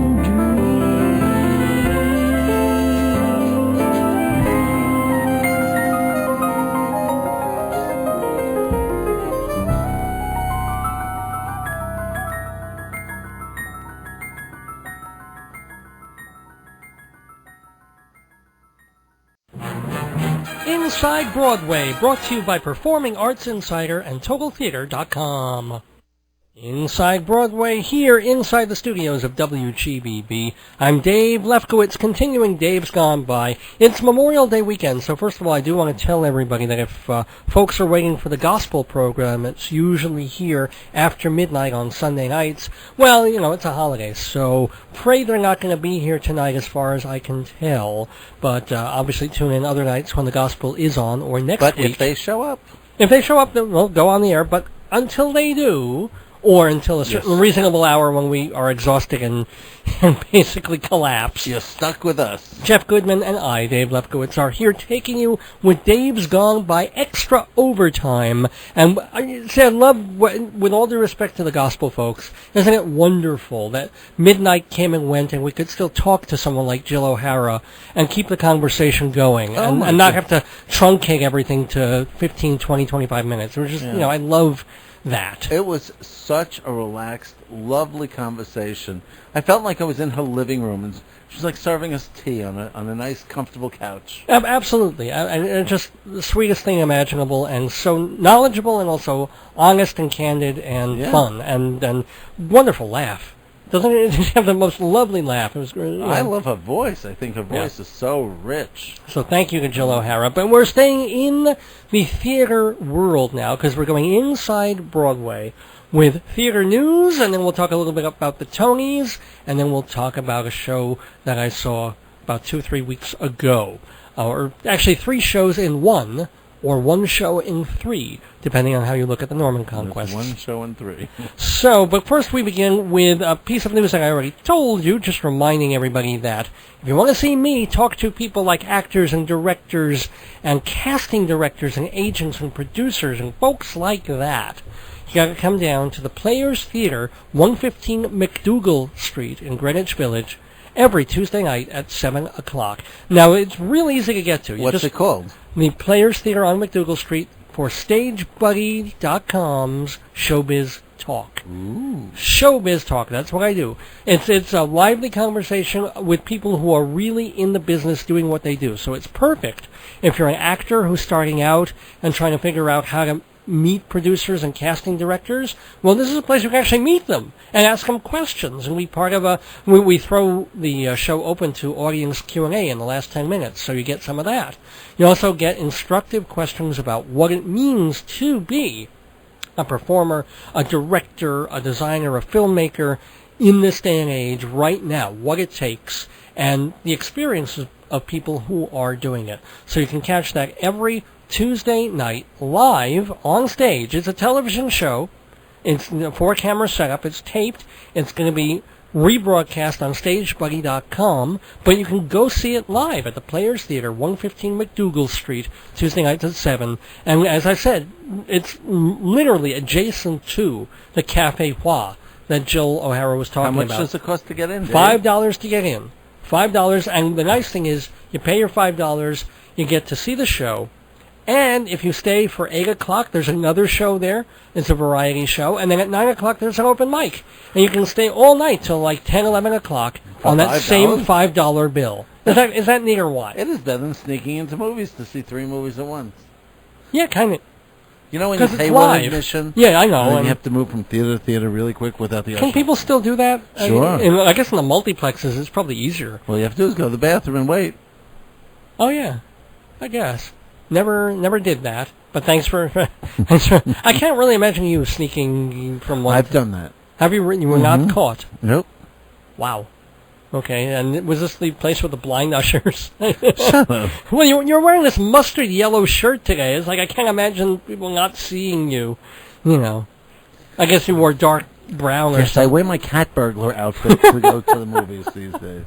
Anywho, I do want to also let you know when I say McDougal Street and people's eyes kind of go a little vacant, it's really simple to get to. You just go to the West 4th Street subway station, the A, C, or E.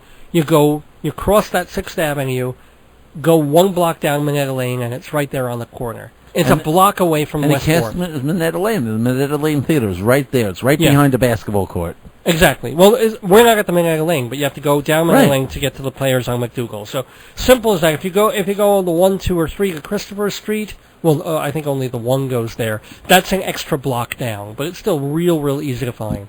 So anywho, come see me. Come see this wonderful show. And let me tell you, on the 26th, that's this Tuesday, our guests will include casting director Michael Cassara, actor Robert Hager, who was in the cast of Spring Awakening, and Raymond Jaramillo McLeod, who was in A Tale of Two Cities and a couple of other shows as well. And there's also Maura Kelly. She's a director and filmmaker, budding filmmaker. So kind of a neat And it's cool because last week we had 4 men, and we really wanted to balance it out a little more. So at least we have a woman again on the panel. So should be fun. Bring your questions, bring your resumes. Come on down to the Players Theater on Tuesday evening. Okay. A little bit of Broadway news, even though everybody's so concerned right now with the end of this season. Season technically ending a couple of weeks ago already, because once they have that Tony deadline on May 1st, that's it. That's the end of the Broadway season, and the new one starts immediately. It's over. But everybody's obviously consumed with the season before, because it's a month between the end of the season and the Tony Awards. Tony Awards. So June 7th is the Tony Awards, and so all the news is about that, but every once in a while you get a little crack in the cement where a show for next season comes through. Now, we already knew that David Mamet's new play, Race, would be coming in next season, but do you know who's going to star in Race at the Barrymore Theater opening in December? No. Who's going to star in Race at the Barrymore Theater starting in December? Let's see. Should I do it by... trying to think if I should give you hints and have you guess. Like we were doing Would I know weeks that? ago. Oh, yeah. Okay. Definitely. Let's see. Male or female? There are 2. Well, we'll do one at a time. Okay. Male. Okay.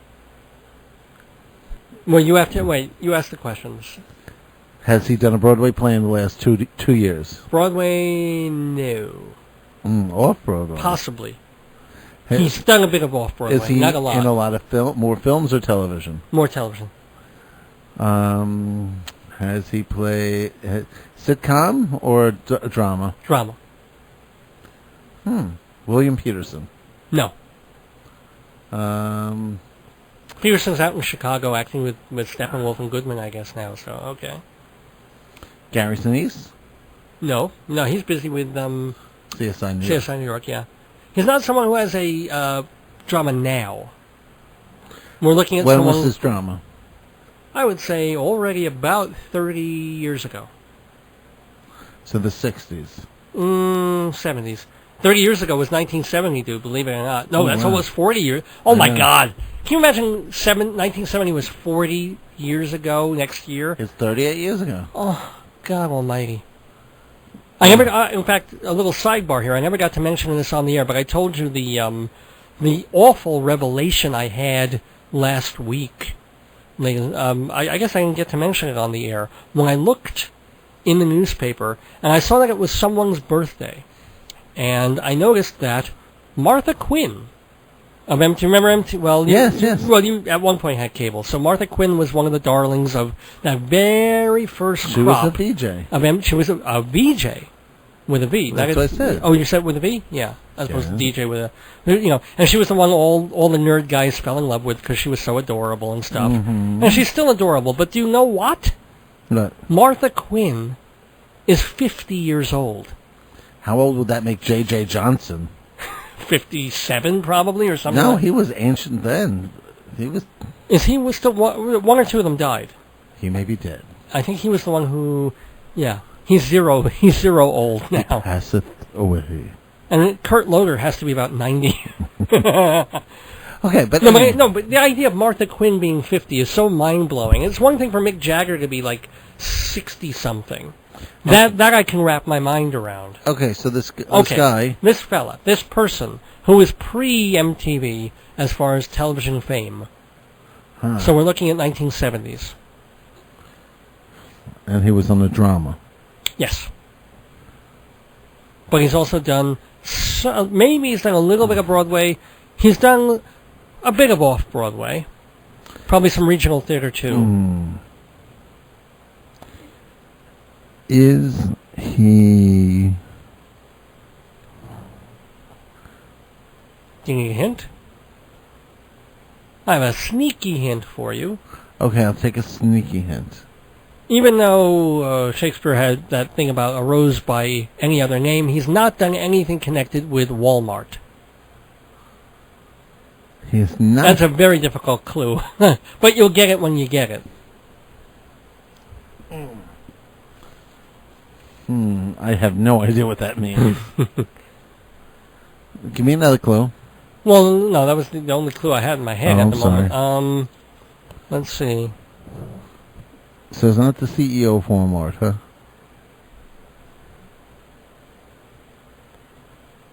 Okay. I don't know. He's big in the 70s. Yeah, absolutely.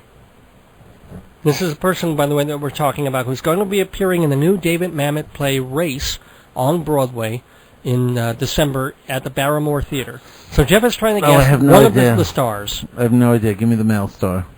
Okay, his name? Well, there are two male stars, actually, that have been cast.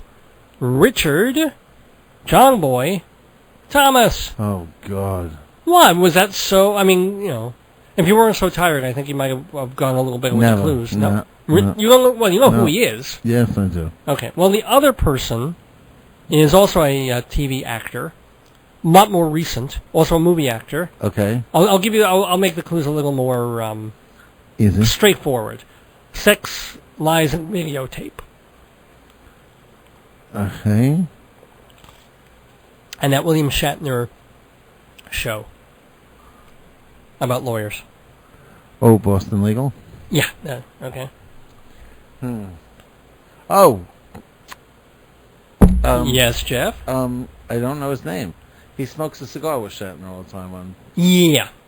James Spader. Yes. So he and John Boy will be co-starring in... Well, I'm excited about James Spader. Okay, good. I'm glad about that. They're going to be on Broadway in a few months. Not so much about Richard Thomas.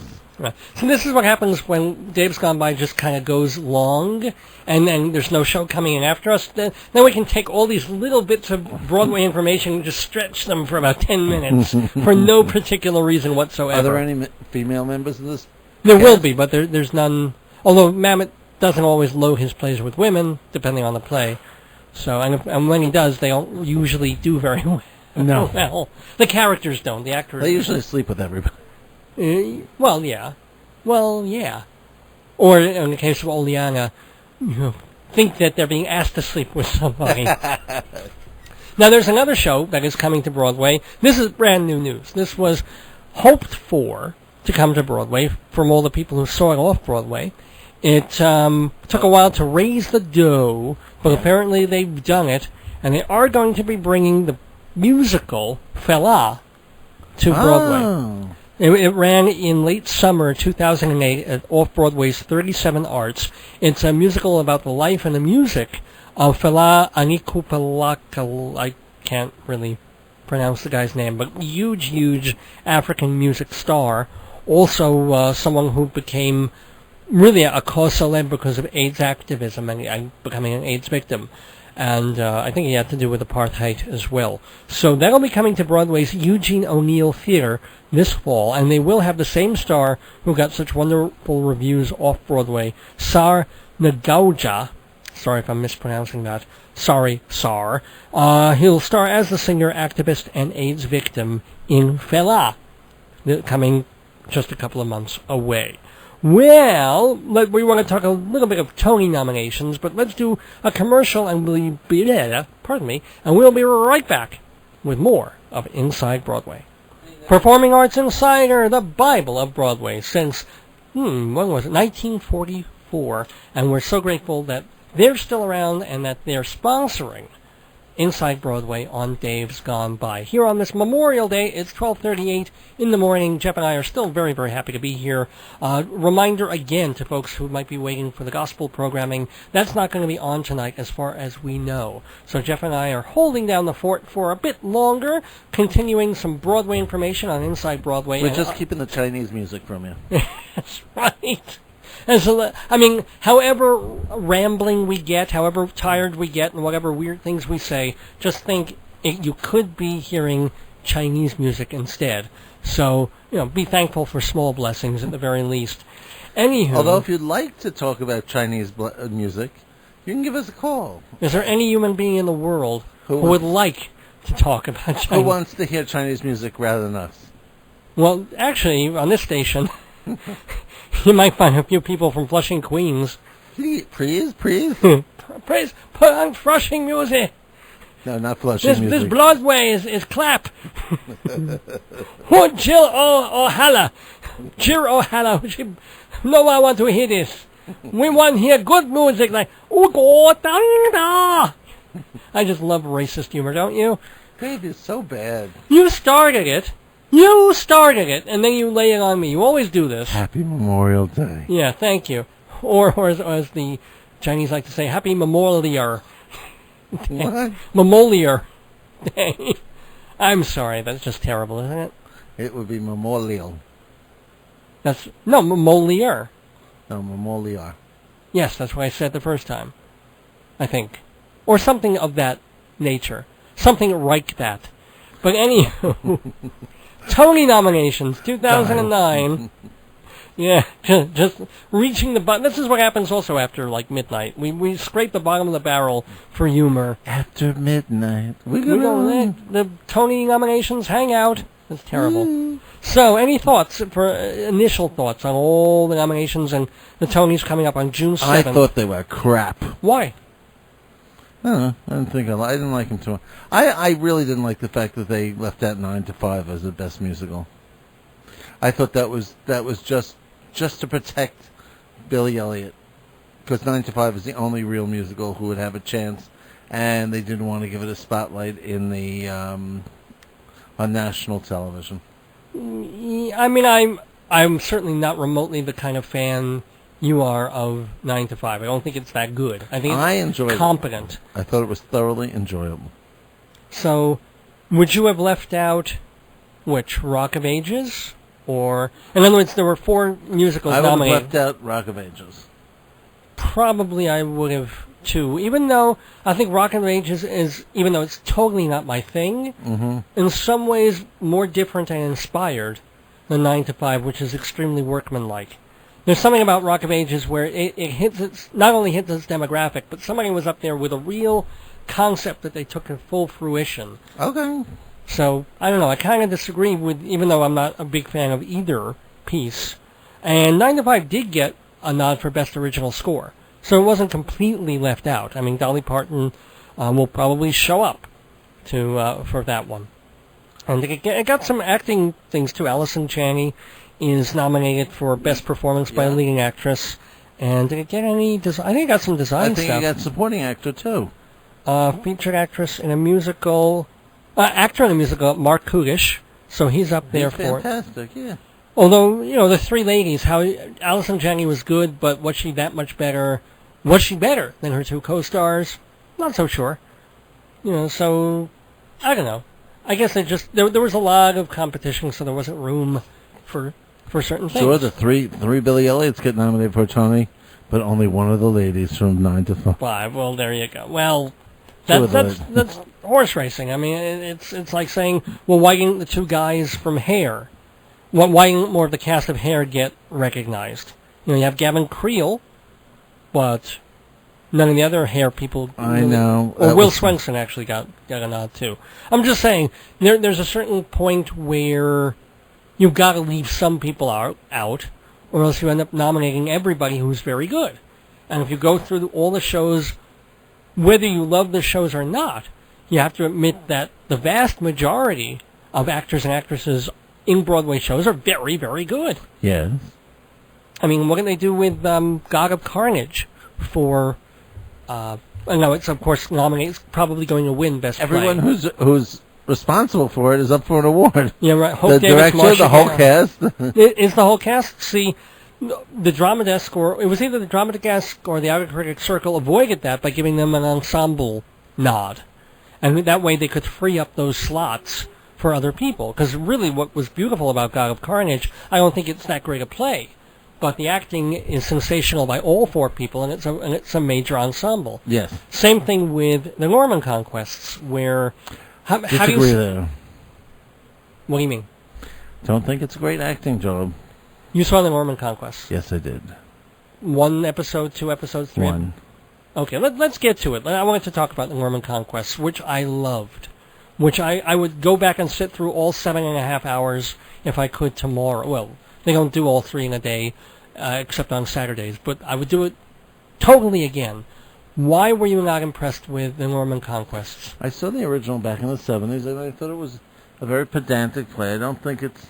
it has its moments, and it has some good characters, but I don't think they were spectacular. They weren't really... they were original, but not that original. These things happen in What? In life. And it wasn't, there's always the uninteresting guy, this guy who's very, looking for women. Yeah, that's Norman. That's our lead character guy. Uh-huh. But I really didn't like him. I thought of all things, he was the worst. Now, that's interesting, because what happened was I went to see the first 2 installments of the Norman Conquest on a Saturday morning and a Saturday afternoon, but I didn't want to do all 3 in the same day. I didn't want to space it out like that. So I saw the first 2, and then I caught up with the 3rd segment a week later. And in the first 2, I thought, wow, the ensemble is amazing. They're terrific, except for Norman. I agree with you that Norman was sort of this fish out of the water. The actor, Stephen Mangan, he was too big. His performance was a little too outsized, for the rest of the group. They were all like this incredibly tight, hilarious, wonderful unit working together. And he was just this guy coming out really big. It was almost like Borat crashing the party. Yeah. Mm-hmm. When I saw the 3rd episode, though, he started working for me, too. By the time I got through the whole thing, I was like, you know what? He's great also. But that was the thing also that was beautiful for me. When I saw the first play, which was called Table Manners, Norman is the lead character, purportedly, even though they all have just about the same amount of stage time. Together is the first one. Living Together, okay. The thing about that is when I saw it, Norman didn't come on stage for the first 45 minutes. So here you are, a play without its supposed protagonist, without its lead guy, the person the play is named after, doesn't hit the stage until 45 minutes in. And the audience was rolling. We were with it so completely from the first 2 minutes on. That's because the supporting characters are so much funnier than Norman. Well, yeah, but that's what makes it such a wonderful play and so beautifully performed. It's just like it's a drawing room comedy from the 70s, and it's all it's ever going to be. It has a little bit of a gimmick in that the 3 plays take place in the same time, so they're all time concurrent, sort of. Mm-hmm. Although they start and end at different times. Yeah. Of the day in different rooms, and the plays basically take the names from the room they're in. Table Manners, obviously, in the dining room, living together in the living room, and around the garden in the garden. But that is also the beautiful thing about the construction of the plays themselves, at least to me, is that you'll see a character walk into a room in one play and look for something because he's been ordered to. It's like, go into that room and spy on them and make believe you're there for a reason. And then you'll see in the next play him coming back or going in other... Right, no, you see him being ordered to go get that, and then he comes back and gets it. Well, big deal. That's what happens. That's what you have to assume is going on in the next room. But you never see that. Here, because the action is generally concurrent. But I just think it's a gimmick. It's a wonderful gimmick, though. It's a genius gimmick. I'm so sorry you didn't like it. Did you? Yeah. Years ago, they had something at the New York Armory. Oh, not Tamara. Tamara. Oh, that was terrible compared to this. But it was the same gimmick. Kind of, yeah. I mean, let me explain what Tamara's gimmick was. You go through the armory, and in a different room, there'd be a different scene of this play. And I guess they are sort of concurrent. But you were allowed to follow any character you wanted, unless they closed the door behind them. Right, okay. So you can go mid-scene. If someone left, you can follow that. Oh, I find her more interesting. I'll go with her. A very clever idea, but I had no drama from it. I just felt like I was walking around experiencing it. Right, but that's how I felt with this. The jokes are really not. They're not funny. They're just humorous. Oh no, they're human funny to me. But the very lowest common. Oh, I'm so sorry you felt like this. And and I think it had that thing, but the Tamara, I think, had that seed of such originality with that, taking that to the next level. It wasn't an idea. There's not a moment I remember about Tamara except like walking in. Right. Whereas with Norman Conquest, which I admit, I'm a huge fan of the play. I watched it on PBS about a dozen times. with Tom Conti and Penelope Wilton, and so the play seeped into my consciousness 30 years ago. Okay. So I'm biased towards the play to begin with. Okay, I just do not feel that it Okay. I think, and I really think you don't need to see all three plays. I think you see one, it's enough. I think you need to see two. And, unless you're a huge fan like me, where seeing three is a beyond pleasure. If you're really just seeing it to see it, you kind of need two to really get the fun gist of the way they interrelate, as well as to see what happens with the characters. Three is just the icing on the cake, but two I fully recommend.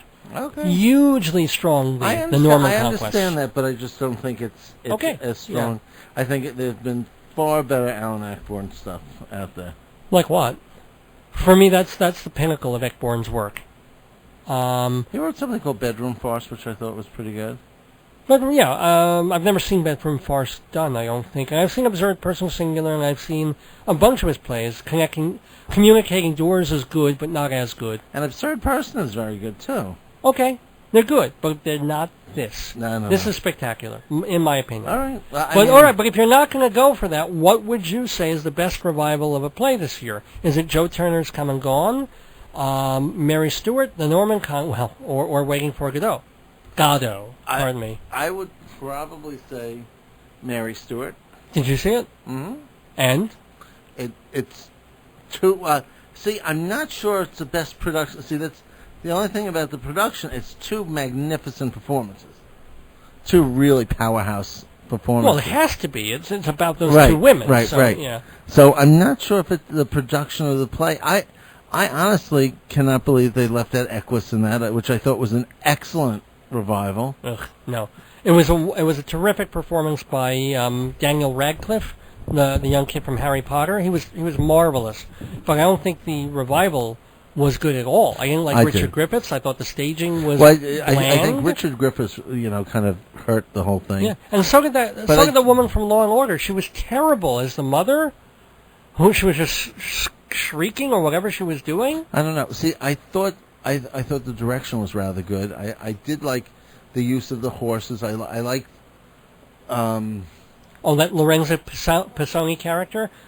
Nobody knew who he was. This fellow, Lorenzo Pisoni, very well-built gentleman, was the horses, the fake horse that he was riding, and Pisoni ended up doing an off-Broadway solo show later on in the year, all about his life with the Pickle Family Circus. And that was a good show. I really liked that.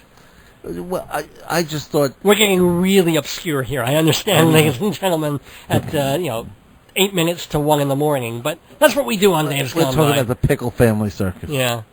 But no, I just thought that I enjoyed that far more.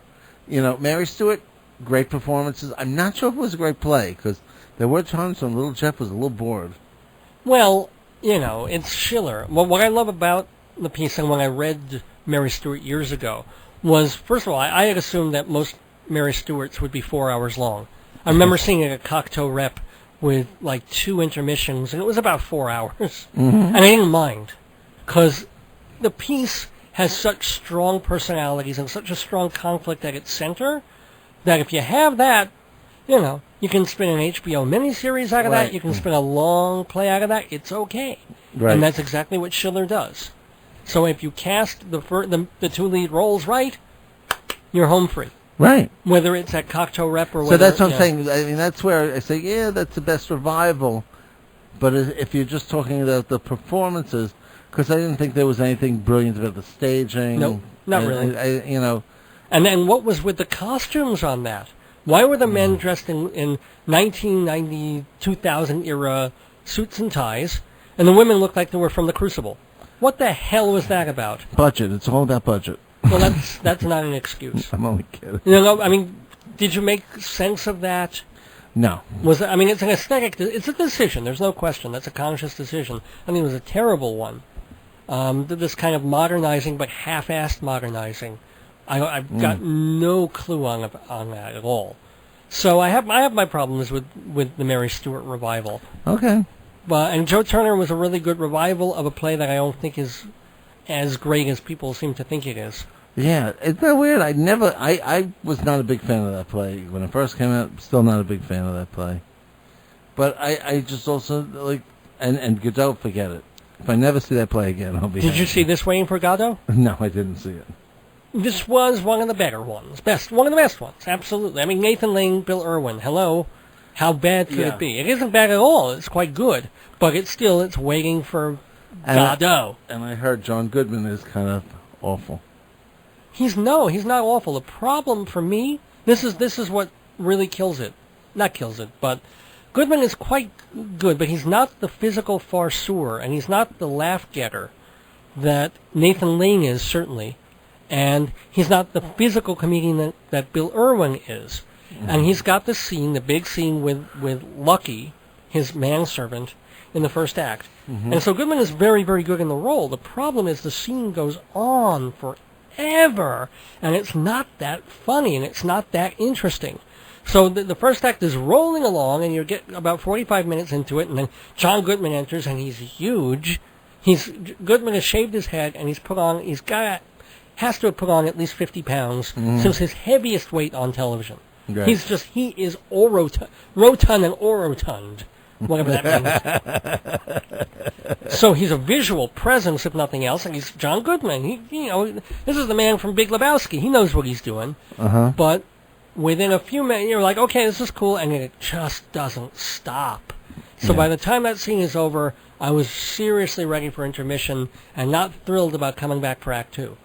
Yeah. Whereas but can you cut Beckett? Hell no. So it just goes and goes and goes. Had they had a really hysterical Pazzo, I think it would be a wonderful revival, and I totally recommend it. Because they do, it is really a good revival of a show that most people are kind of sick of. Honest to God. Shame to say. Yeah. But I guess I'm kind of sick of it. So, but if you were voting, then you might vote for Mary Stewart, I guess. Yeah. Mm-hmm. Yeah. So this is kind of cool that we're getting to do this tonight, because you're not going to be here for the WGBB Tony Award special. Well, maybe you can run part of this as your interview, as your little clip. That'd be a good idea. Hi, Dave. Thanks for inviting me to the special, but I'm in Thailand right now. So yeah, we can fake it like that. By the way, our special is going to be Sunday night, June 7th, from 5 to 7 p.m. on WGBB. That is the same night as the Tonys, so you tune in for the Tony Awards. And, tune in a couple of hours before the Tony Awards, and then go off and watch them the same night. So isn't that really, really neat? I'll be hosting. Jeff will unfortunately not be co-hosting this year, as you've done for almost every... Were you there for the first one, or just the last, 2 or 3? No, I think I've had 4. We've been here for 4. No, we were here for the first. I was here for the first time. So, we've done 4. This will be the 5th. And, wow. So it's kind of an old... But I'll be having a good time. Oh, yeah. I'll be having a good time wishing you were here. I don't get that. That was a character Tim Kazurinsky played on Saturday Night Live. Oh. He was an Indian prophet, and his name was Having a Good Time Vishnu. Kazurinsky did all those word things. He had the where he would do the sketch, and he'd have these, almost like the cards that Jay Leno flips when he's doing the headlines. He would. How did that thing go? That Tim would do? Oh, it was like stream of consciousness. It was like no, it was play on words. It would be like, I was with my girlfriend last week, and she gave me herpes. When we went to 7-Eleven, where she gave me Slurpees, and then it would just go on and right. And then I bought some seeds from Burpees, right. And then they would get bizarre, and it was often very, very funny. Funnier than certainly the examples I'm given. And very fast. Yeah. And he flipped the card, and it was actually quite funny. And well, he was kind of teaching you about it. So those are the cognitive, those are the important words. It's as if he was giving you a lecture on something. Right. And the important words were put on the cards just for emphasis. But they all seemed to rhyme and go to get either rhyme, or they had, school of this, school of that. It's like, it was weird. It was, I thought, a brilliant piece. Can you think of any word that rhymes with seaport? Freeport. You're listening to WGBB Freeport. It's 2 o'clock. No, it's 1 o'clock. 1 a.m. 1 a.m. Here at on Dave's Gone By, running over extra time on this Sunday. You did say that, so I would say that, didn't you? Yes, of course. I fell into it. I totally believed that. Oh, Dave, I hate you. Yeah, well, so do most people. But somehow I'm still here, still doing Dave's Gone By.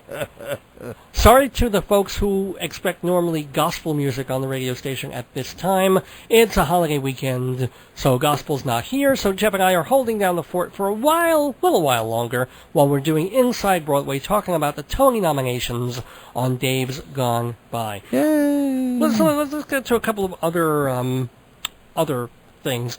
Here's actually. I think I know what's going to win. I think we all do. But I'm wondering if you have a different...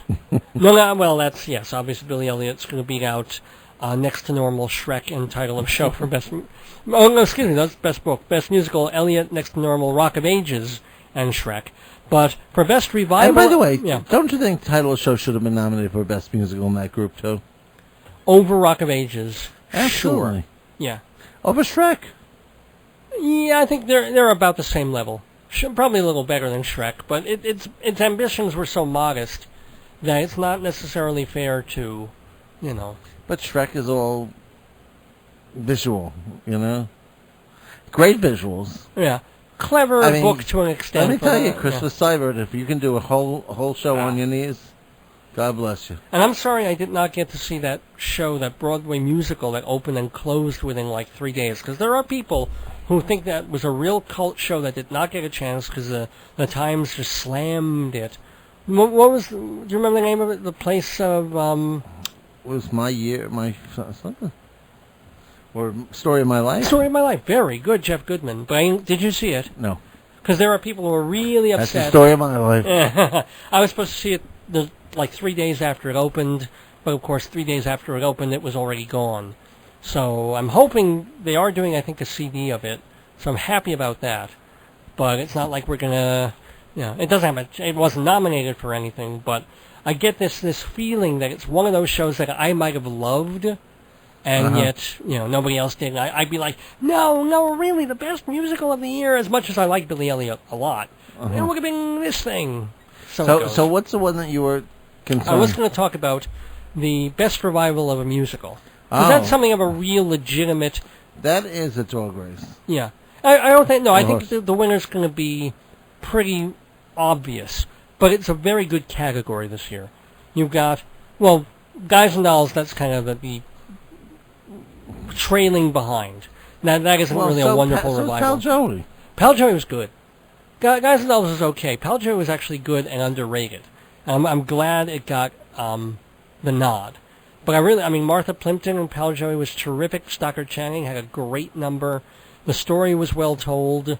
The lead actor was very good, just lacking a little bit in charisma. And of course, being the roundabout, I think it was the set design. They just don't put a lot of money into the look of a roundabout show. They just don't. Especially at Studio 54. Yeah. So, unfortunate about that, but... What your feelings between Hair and West Side Story? Loved Hair. West Side Story I thought was not... I hate to say it because I love West Side Story. This was not my cup of tea with West Side Story.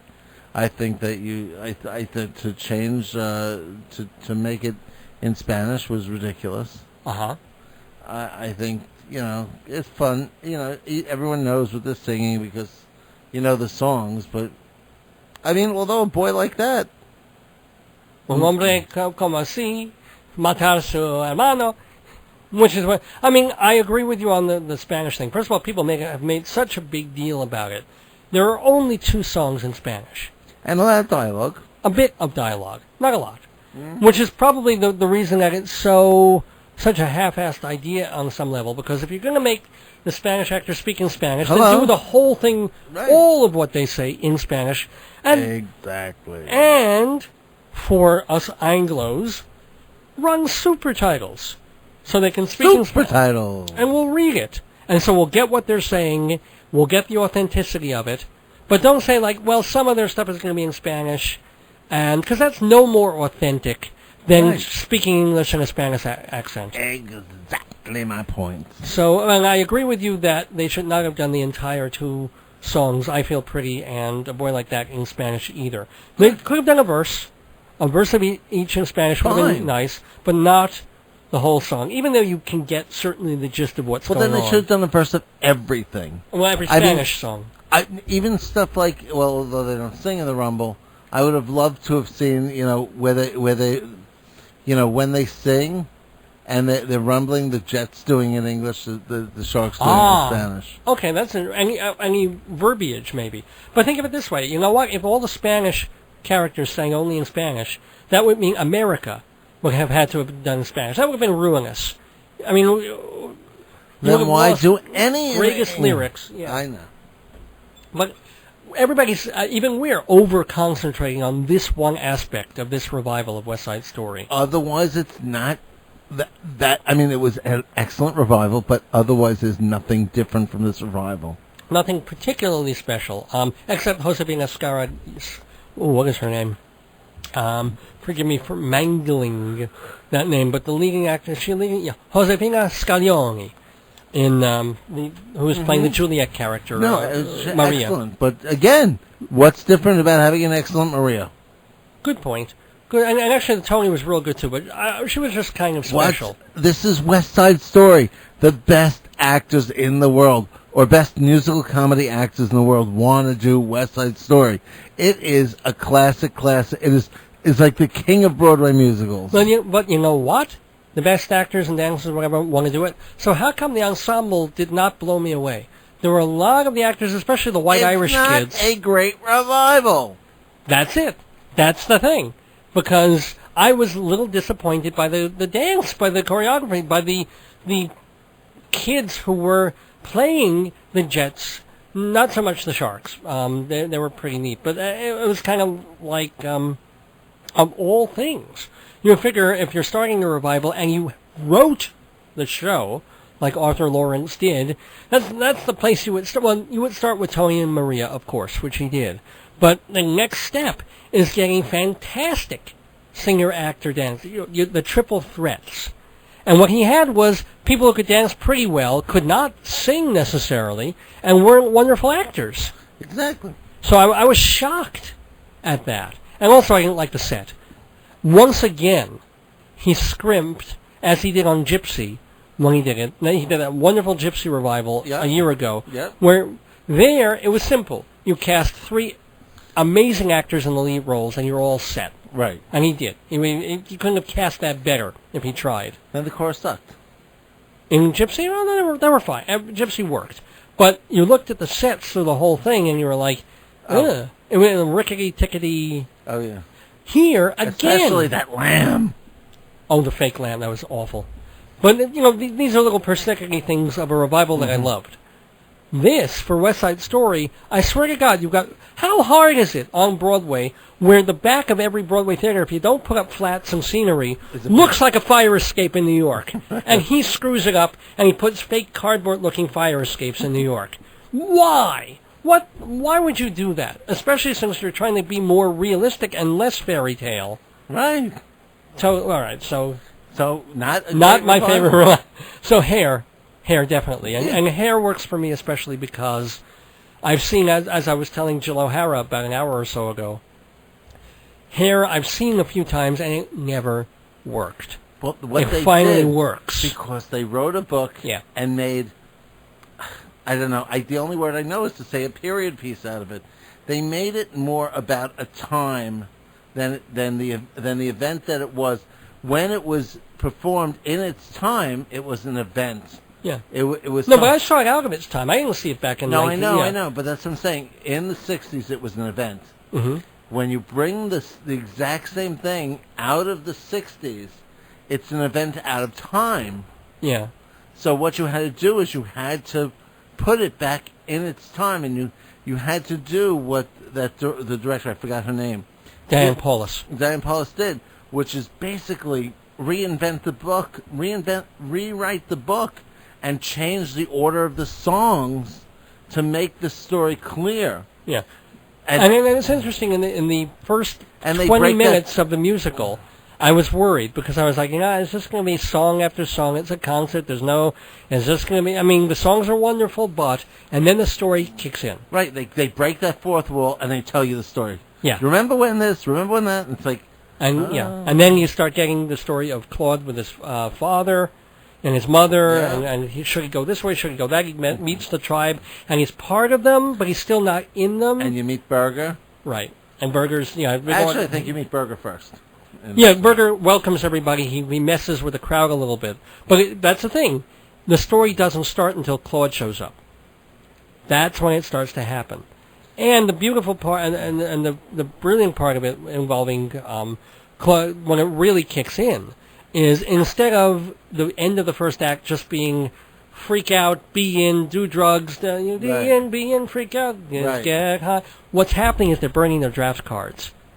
And that is such a powerful scene. It's actually more powerful for me than the ending of the show in this particular instance. Because that you're seeing when every one of those people goes up to that drum, that burning industrial drum with a fire in it, where they're going to decide that's a momentous thing in their lives. And you see that.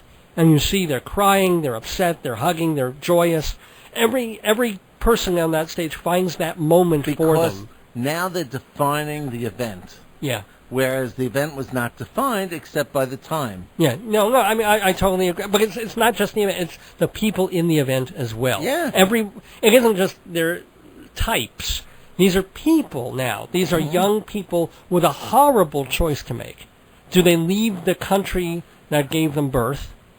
Or do they go and do what is sort of expected of them, but is possibly going to kill them or maim them, or simply just change them irrevocably into killing machines? Which is why it was a perfect revival for now, because... Well, yeah. It would have been perfect 4 years ago also, or 6 or 8. Would have been, if they'd done it maybe 7 years ago, we wouldn't have had 4 more years of you-know-who, but that's a Misa from a different Bubba, as my parents would say.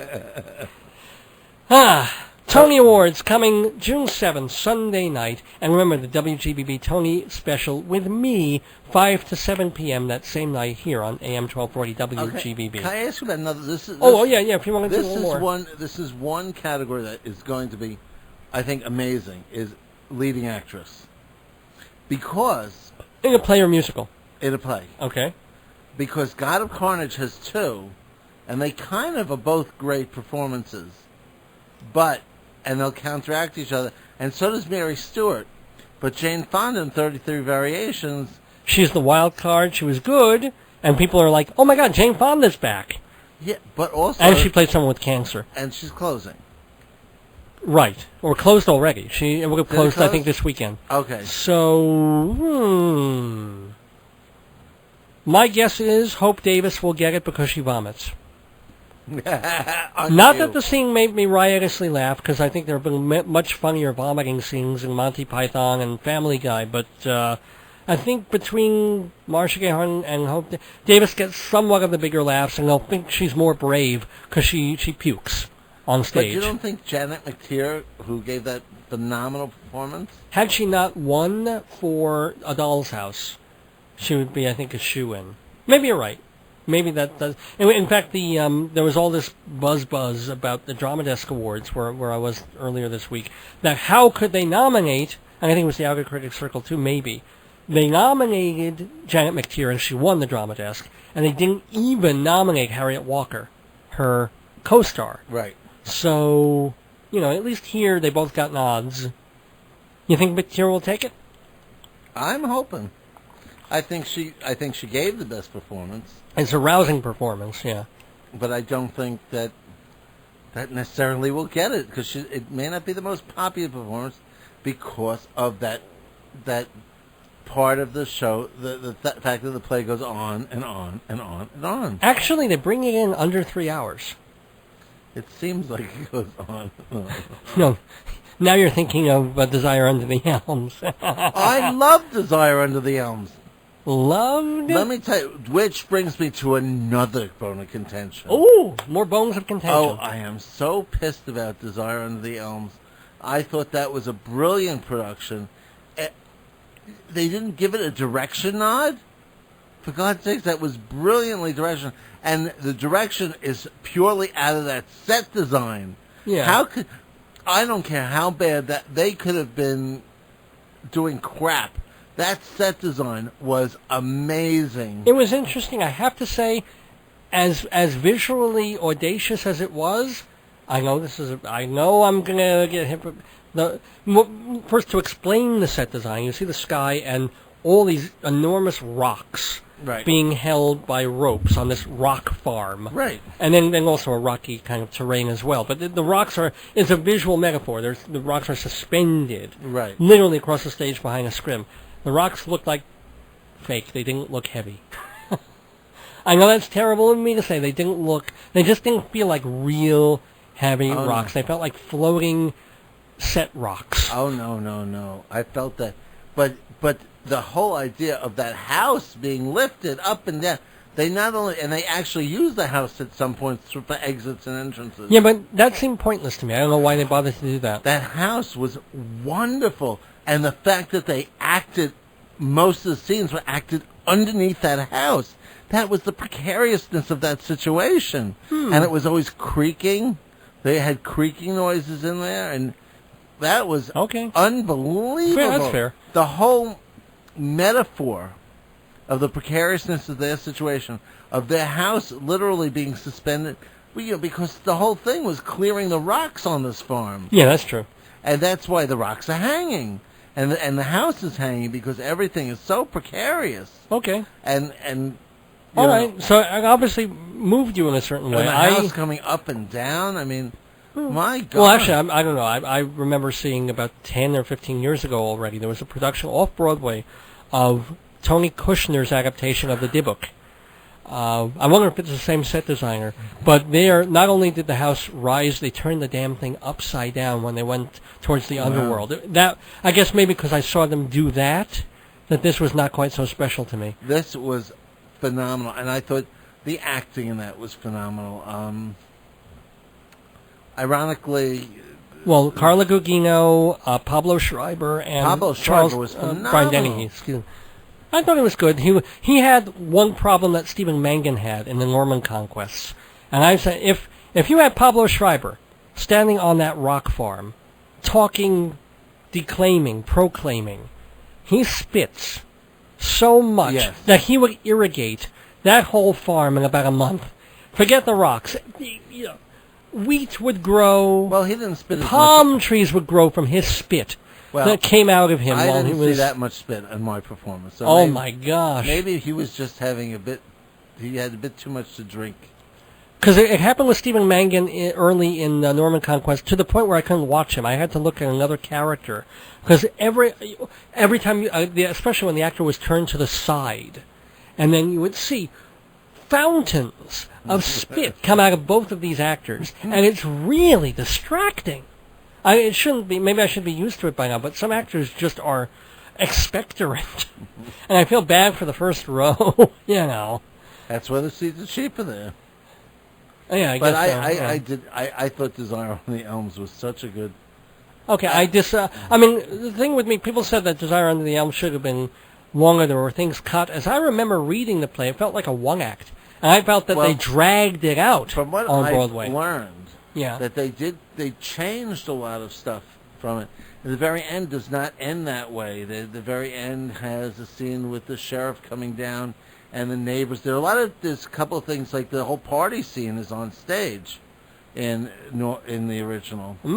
And what they did is, and believe it or not, I waited afterwards to talk to Carla Gugino about this because I thought she was brilliant in it all. She was very good, yes. Brilliant. And I just felt I had to, let her know that an audience member really was moved by. I loved the production, and I was so disappointed in the Tony Award nominating committee didn't recognize what a great production that was, because I think you remember I asked you about it, and I go, oh, I don't know, I have to go see it, I don't want to see it. I was so not wanting to see this show. I should have just hated it, but it won me over. That's wonderful. I mean, I kind of wish it did too, and I don't see it purely as the fault of the director. But Carla Gugino said they cut out because they wanted to. The whole idea of the production, which I think it worked great with, is they wanted to send it just down to those basic 3 characters. Oh, that's clear, yeah. It's almost weird when you have the sheriff guy come down at the end. It's like, oh, there's another human. Because until then, you're kind of not even, you don't even think that, well, actually they have the 2 brothers in the first scene. Yes. But you almost wish they could dispense with them too, in a way, and just deal with the 3. So. Well, they do dispense with them, but.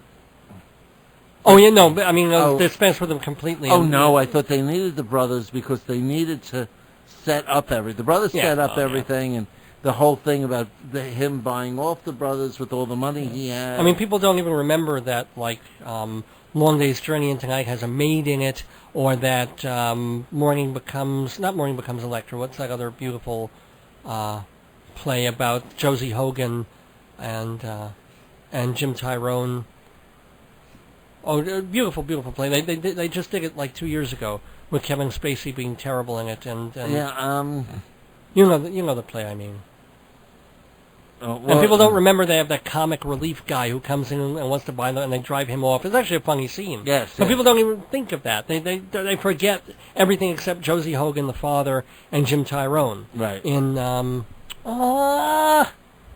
you know this, people, please give us a call at the radio station, 631-888-8811. Area code 631-888-8811 is the phone number at WGBB to talk to me, Dave Lefkowitz, and Jeff Goodman, here staying way, way, way, way late on Dave's Gone By. And the show is called... Oh, Jeff, no fair looking it up on your computer. That's cheating. No. Let's do memory recall. Colleen Dewhurst. Jason Robards. In A Moon for the Misbegotten. Oh, right. That's how to work it. Forget Google, man. We can do this the old-fashioned brainwave way. And sorry if you were going to call in and answer that, but my brain still kicked in a little bit. But feel free to call up and say The Moon from the Misbegotten. Yeah, call up anyway, 631-888-8811. We'll talk about the theater. We'll talk about anything. It's 1:22 in the morning, and we're here.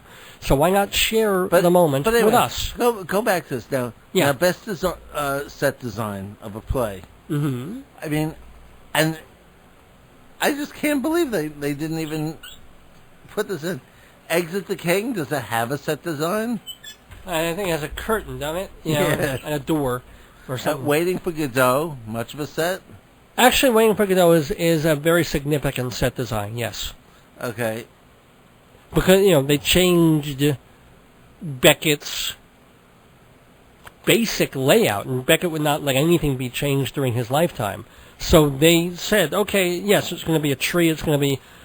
We have a phone caller. I wonder if I'm related to the caller. Let's see. You're on the air. WGBB, you are on the air on Dave's Gone By. Hello. Hello, is this Dave? This is he. Who dis? Who's this? This is Phil. Phil who? I think I know. Dad. Yeah, hi, Dad. How you doing? Thanks for staying up late with Jeff and me on Dave's Gone By. How you doing? Did you know Good. Was Moon for the Misbegotten? Did you know that the name of the play we were looking for is Moon for the Misbegotten? No. Oh, you're just calling in because I begged for a caller. So, yay! Thank you for calling in, Dad. How you doing? Alrighty. Yeah. How's it going? Happy Memorial Day. Or can you have a happy Memorial? Yeah, it's not supposed to be a happy day. That's what people forget. It's remembering.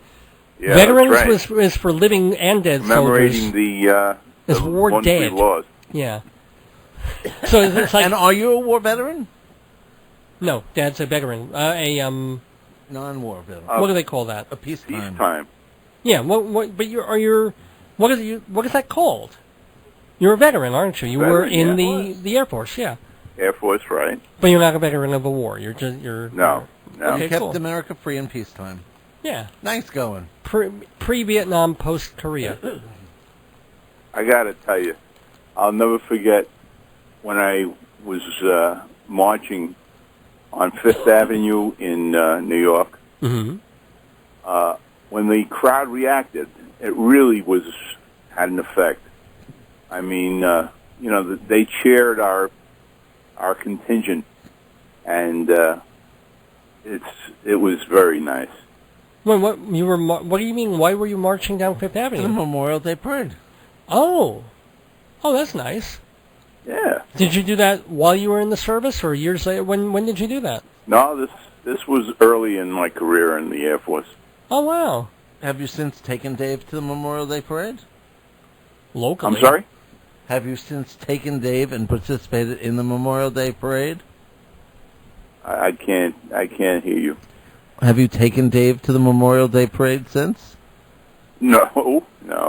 Oh, I haven't had a chance to take Dave many places anymore. maybe next year. Well, we have the occasional parade in the neighborhood. I think twice a year we have. Is it Memorial Day or Labor Day or what is it? Columbus Day? Yeah, no, they have Memorial Day parade. Memorial, so maybe there's probably one tomorrow. It's usually today. it used to be in Hewlett, but now I think they combine the parades, and the Hewlett people would go to either Valley Stream or. I don't know. It never caught on. It'd be funny if all these little Jewish kids and Italian kids marched into Hempstead. It's like the Memorial Day Massacre. I think that'd be hysterical. Like the little with their instruments. Humor, you know, The children are always very funny. Suddenly rocks and bottles start flying. I think now that would be my kind of a parade. You are a sick human being. It becomes a Memorial Day run because the gunshots start ringing out. You know. Very nice. Yeah, I think so. You brought him into this world. Huh? I said you brought him in. You could take him out. Don't blame me. I didn't do it alone.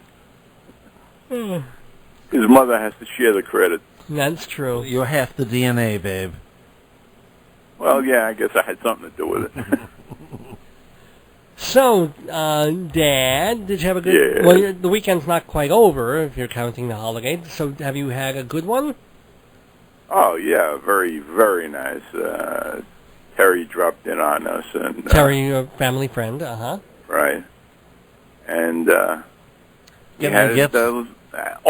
and Michael and Ray were there. Oh, good. Michael and his lover, longtime, companion, Ray. Right. Mm-hmm.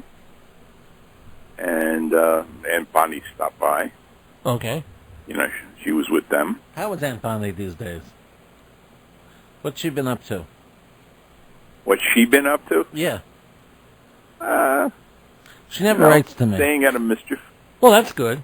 Well, I mean, she had a pretty tough year for a while. Yeah. But yeah, she seemed to come through it pretty good. Pretty well. Well, you know, she's got a nice support group of her kids and her grandchild and right, yeah, she's a grandma, and she'll be, God willing, a grandma again in a couple of months, yeah. Adam and Marnie are going to make her a grandma again. No, Adam is her kid. It's amazing that we're just talking about incredibly intimate, obscure family details on the air here on this radio station. It's like people who are bored by the theater stuff are extremely, excruciatingly asleep right now. Well, what do you want to talk about? I don't know. Did any family member have bunions, warts, anal fissures? Any kind of real minutia. Someone recently burned a steak in our family, or How was the barbecue? Oh, very nice.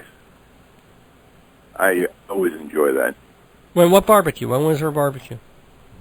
Well, when Terry was over, we had I barbecued hamburgers and nice. And for me, that's a treat. Yeah, of course. Well, Dad shouldn't be having that often. Never but every mind. once in a blue. Well, yeah, okay. I had one Frank. I can have the hamburgers. Okay. The Frank was my reward for being a good boy. Good for you. Hot dog, yeah. Oh. Did you talk badly about Dave? Never. See? Why? You don't talk badly about your children. That's not in the karma. Well, at least not in our family kind of way. He must not have been in the neighborhood. Although, yeah. Grandma Lucy, she should rest in peace, was always talking about her rotten kids. Any kid in our family was rotten. And this'll give you a Lucy, that'll give you a Lucy.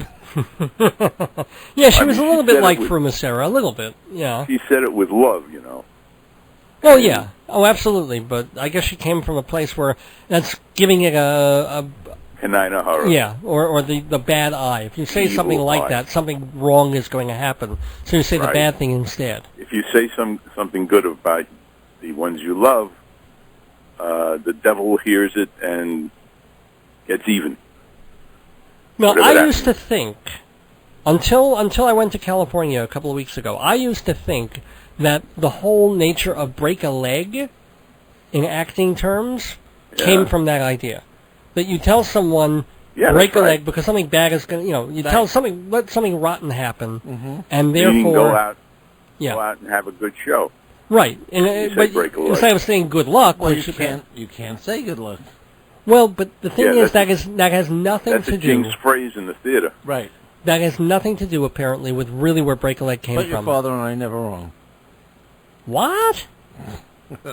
No, I was taught this by someone who is in the know. I still have meant to wiki it and check up on it, but she's a dance professor, so it had nothing to do with that at all. It had to do in the commedia days of the acting troupes of that era, of the 16th and 17th century. They would wear these very ornate, starchy costumes with these, pantaloons and things like that, but these leggings that were made of starchy, stiff material. Okay? So they would go out there on stage and they would act. And then if the audience liked them, they'd give a little bow from the shoulders. They bow. That would break their leg. Well, no. What would happen was, if the audience liked them a little bit, they do a little bow, they go off stage, they're done. If the audience loved them, they were supposed to do a deep bow on one knee. And what happens if you bow on one knee, you break that right. legging that you're wearing. And that's why, so that what it means is, go out, break a leg, let the audience love you so much that you have to do the deep bow. That's where it came from. I had no idea.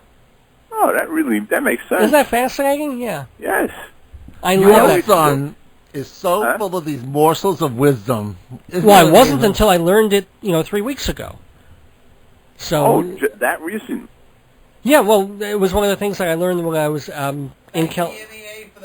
See, the National Endowment for the Arts and USC, University of Southern California, spent thousands of dollars to teach all of us things like this. Thousands of dollars of your tax money, ladies and gentlemen, to send a bunch of arts journalists to Los Angeles to learn that kind of thing and to be better journalists and writers and, Well, obviously it wasn't wasted. That's right. That's right. The thousands and thousands of dollars taught me where break a leg came from. So I'm proud to share that info with you. See, it doubles back. It comes back at you. I didn't learn anything else. Never mind. Balboa Island is nice. No, I'm kidding. So that was. Let's see, where else were we? Okay, well, it's 1:33 a.m. here on WGBB and everywhere on the East Coast. I'm Dave Lefkowitz. We're doing Dave's Gone by Overtime. If you're normally used to listening to gospel music at this hour, you probably have guessed by now that there ain't going to be gospel music at this hour. Next week, I'm sure they'll be back. But on the holiday, I don't know, I guess I'm not sure. I guess people want to do other things rather than sit behind the microphone in a piece of glass, solitary in a room on a holiday, except lunatics like me and Jeff. So, that's the thing. Well put, David. This is where we would rather be on a holiday. Everybody else would rather be doing something, like a beach with family and friends, with whatever. No, I want to be here talking to virtually, 3 people. If they're out there. If there's a signal from this radio station at this time of night, if they haven't turned it down to 5 watts. But then again, it goes up on the internet next week, so it is saved for posterity, for what that's worth. So is there anything I can get you from, bring you back from Thailand? Did you collect anything? How Underage about hooker? some fancy schmancy balloons? Go, Dad! Or a Thai copy of Performing Arts Insider Theater magazine, The Bible of Broadway. Yes. And a That would be really, interesting. really, really, like, 2-week-old sandwich from the Woodrow Delicatessen. Any Okay, sandwich Peninsula from Woodrow Mall. I must Delicatessen is tell a you- good idea. Yeah. I tell you, I brought bagels to Thailand last time. Not so popular. I wonder why. I don't know. They didn't like the bagels so much. Well, did they make the trip okay? Yeah. Really? I hated the cream cheese. They hated the cream cheese. Were they hot as a rock? No. Because I kept them. See, the trick I know how to keep bagels now because after when I owned the deli, they told me the trick is not to like wrap them in plastic and all that. Yeah. The trick is in a brown paper bag. The brown paper bag is a trick. And then around that, you put plastic around the brown paper bag. Oh, okay. And that keeps them for how long? Probably up to a week or so. Oh, okay. Is that better than putting them in the freezer? No. Freezer will keep them fresh, that's for sure. Yeah. Well, what if you put them in a brown paper bag with a plastic bag around it in the freezer? Is that the best? Probably. Because freezer, everything, I don't know, freezer starts to taste like freezer. Yeah. But the brown paper bag is big. You could keep a bagel outside and fresh if you leave it in a brown paper bag, roll it up and then put a plastic around it. What about when it gets hard and stuff, you put it in the microwave with a little water on it? That's good, yeah. Does It that works- really make it come back? It works very well, Yeah. except, Not too much water. in my experience, I've got one problem with that. Yeah. It turns into a rock. Oh, yes. Very quickly. Yes, but you Exactly. keep microwaving it back. Is that how you do it? You Yeah. eat a quarter of the bagel, you pop it back in the microwave with more That's sprinkle of right. water. And that works. Not That necessarily I have can to sprinkle. verify it works. Yeah. One guy used to do that with, not bagels, but there was one thing where it worked amazingly well. Chocolate chip cookies. You get the crunchy chocolate chip cookies, and you microwave them, and they turn chewy. I love that. That is heaven. You put a little I water on don't chocolate chip. understand people What? like you. You like a crunchy chocolate chip cookie with You crumbs. bet. Nope. For me, Pepperidge Farms always did it. Oh, those are good. Their chocolate chip cookies were out of this world. But I like the Whereas the Soft batch? soft baked, I think that's not quite as good. See, I don't like the soft batch because they're a little bit too mealy, but I do like the chewy soft right out of the oven ones when you make them. Well, that's what makes ball games, right? And I have to say, I don't mean to do an anti-non-commercial, but I was at the supermarket a couple of weeks ago and saw that they had on sale Keebler, Keebler Elf chocolate chip cookies. I don't think they're particularly soft batch. They're just kind of their regular thing, but they were chewier than. They're disgusting. If you get used to things like Pepperidge Farm cookies and some of the other and the more home baked things. Pepperidge Farm, wonderful. But the Keebler, I tried it, expecting a treat, and it was like, ugh, I don't know what Treat they're instead putting of a in these treatment. things. Yeah, I'm sorry to say that. Maybe I just my taste buds were off that day. I don't remember Keebler being so blech. They were blechy. Yeah, and they were fresh. They were new. I just bought them like 3 weeks earlier. So, boo on that. I don't know. Maybe they're What was wrong with them? lard, and it just tasted like there's nothing particularly wrong with them. I just realized the taste had nothing to do with what I wanted a chocolate chip cookie to taste like. Were they made with animal fat? Maybe, Probably. maybe they're lard, and I'm not used to Yeah. that anymore. You But- see, you can't go wrong when you stick with kosher.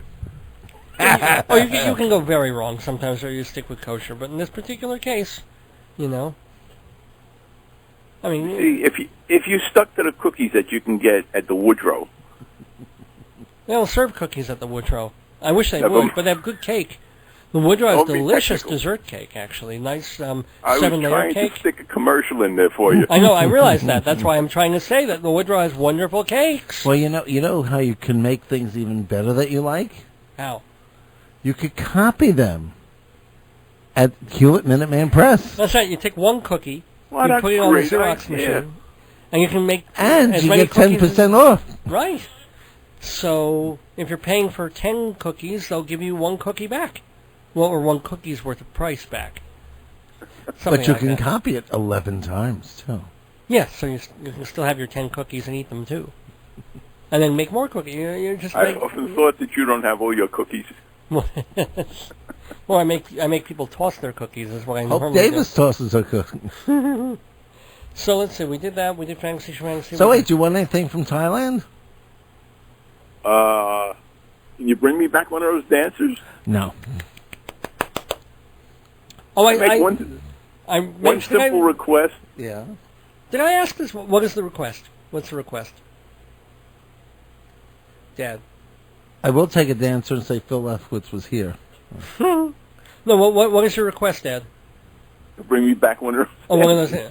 No, I have a question, Dad. I hope you don't know the answer to this one, Jeff. I guess you don't either. But we're watching a French movie last night with our friends. Oh, you asked me this. One of whom is French. Well, did I ask it on the air? No. No. So maybe if people know the answer to this question, call 516 No, God, I'm tired. 631 is the area code. 888-8811. But we'll only be here for about half an hour more. I think 2:30 and it's We're over. bugging out because I do want to talk about the woman at Citi Field Stadium. 631-888-8811 is the. If you have an answer, a real answer, a legitimate answer to this question, in this movie, he was describing the lead actor guy who's in a very, very weird relationship with this woman that he's known since childhood. They love each other, but they're not. It's not a typical love relationship, and it's really more based on a dare game that they play with each other back and forth over the years in increasingly very weird and precarious kinds of dares. And he's trying to explain just the rush that he gets from playing this game with her. And as he says, it's better than the best meal you've ever had, the best ice cream, the best sexual experience, the best, he gives this litany of lists, better than this, better than that. And among the things that he mentions is better than Thai doggy style. What? Now, I know what doggy style is. Yeah. I don't know why the hell I'm asking my father this, but what is Thai doggy what is style? Thai That doggy you'd have style? to ask your partner there. Well, Jeff. Jeff doesn't seem to. It just You never probably heard of it sounds either? good. So you think it's just basic doggy style that they're putting the word Thai next to it? It isn't like a Thai doggy style? specialty? No. Never heard of it. Maybe Thai doggy style's a dish there. No, that God. would be in That's Vietnam. what they have in the restaurants there. Well, does anybody really, if Thai doggy style is just another way of saying doggy style, please give us a call at 631-888-8811. Or, if Thai doggy style is something somewhat different, or a particular twist, pun sort of intended, on the regular position, please give us a call at 631-888-8811. You'll notice that is the same number. 631-888-8811 for either answer. And please keep your answers, shall we say, Clean. within the realm of PG to PG-13 descriptiveness for commercial radio, even though it is 2 minutes to 2 in the morning. Thai doggy style, throwing that open to you. Anybody who's listening, any cab driver who has experienced it, has wondered about it, has been to Thailand and seen dogs in the street perhaps doing this, or humans in the street perhaps doing this. No? Do they eat dogs in Thailand? No, they don't. Then you can Oh. in Vietnam, apparently. Vietnam, yes. And they taste like Shih Tzu. When I was a kid, Yes. and I mean very young, I read this book, The Netherlands by Mary McGregor. Yeah. And I will never forget, they were under siege. And they vowed not to give up as long as there was one dog or cat or rat still inside. They were eating their pets, the rodents, anything they could get to stave off capture. Cool. Terrible. Did they end up winning, or did they end up down to Well, their last rat? Even today, there's a Netherlands. Oh yeah, I guess that's so. They had like 2 rats left, and the other people gave up. They had I guess they just got tired and had to go home. I don't remember that. There was one roach and one possum, and then the other side just said, they're it's funny, stronger. you read books during your life, and some of them you enjoy, you don't enjoy, whatever. But some of them make a real impression on you.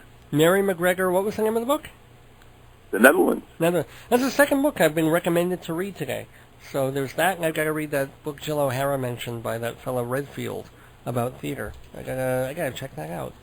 Anyway, let's give this honor to Dad. Dad, it's 1:59 a.m. here, everywhere. Well, not everywhere. Everywhere on the Eastish coast. So you know what that means. WGBB-AM. Free. You gotta make it legal. The legal ID is simply the call letters. Okay, WGBB. And the place. Freeport, Long Island. What on earth? Did you just give us a little taste of Freeport? Turn your computer down. Dad just gave us a little taste of Freeport right there. What was that all about? Dad? The base isn't in Freeport? No. I was just goofing because we suddenly got like 4 seconds of static out of your telephone.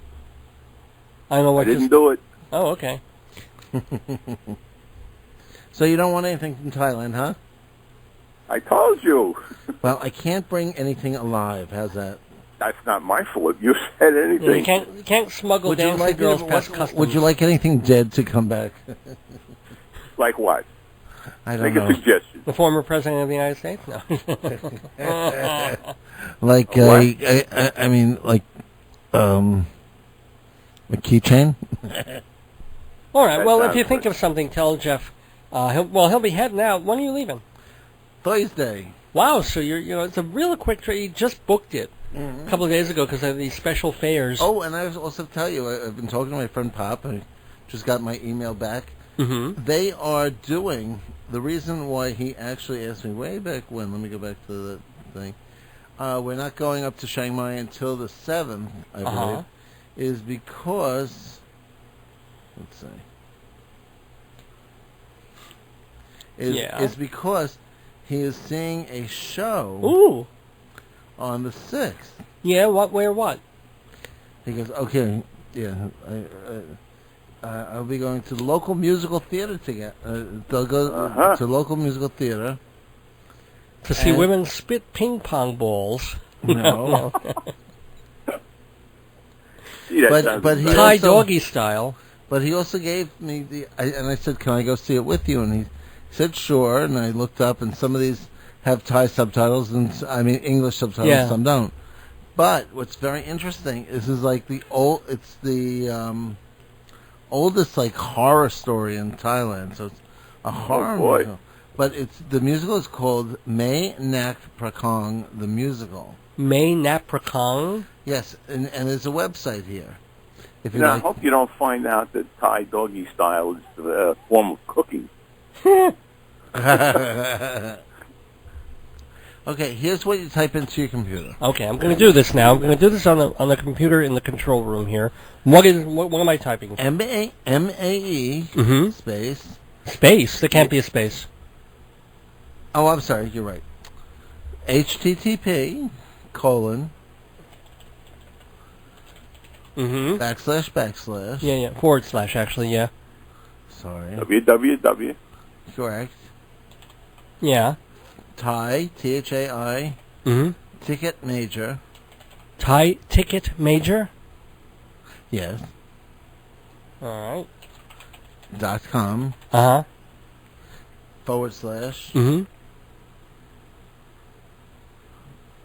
performance. Okay. / Wait,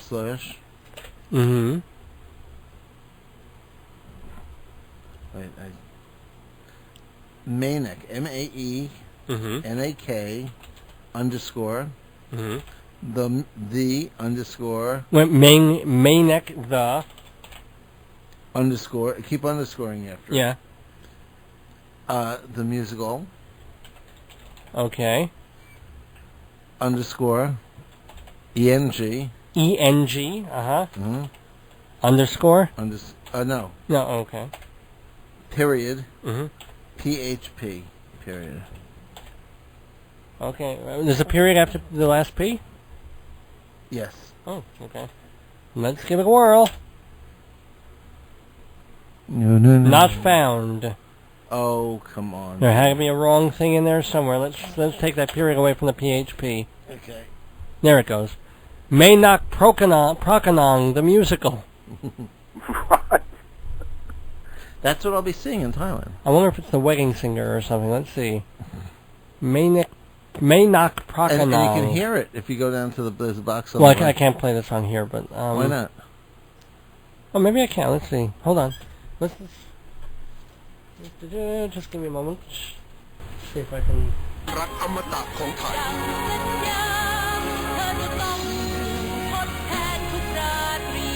ในละครเวทีเรื่องยิ่งใหญ่แห่งปีแม่นาคพระโขนง The Musical เริ่ม 20 พฤษภาคมนี้แสดงสดที่เมืองไทยรัชดาลัยเธียเตอร์เท่านั้นสนับสนุนโดยเมืองไทยประกันชีวิตธนาคารไทยพาณิชย์จำกัดมหาชนยาสีฟัน2เตรียมสัมผัสความตื่นเต้นสุดตระการ Dave, Yeah. isn't it a good time? It's 2:05 to give a shout out to the viewers who might be waiting for the gospel. Oh, good idea. Just reminding everybody. Thanks, Dad. Reminding everyone that we're listening to this instead of gospel music. This may be gospel music for all I know. Yeah, in that country. Could be polka music for all I I know. think it sounds nice. I think it has a nice Yeah, that sound. sounds fine. It's just it's this musical. But anyway, yeah. Because it's Memorial Day, the gospel folks are taking the night off. So that's why Dave's Gone By, which started way back at 11 o'clock, is still on at 2:05, and we have not taken a break except for a commercial here and there, and except to hear the lovely music of Mae Nak Prakanong.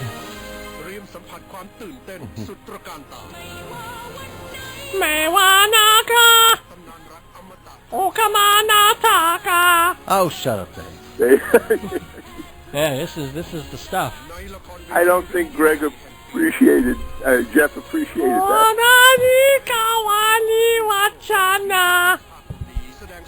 Jeff, Yes.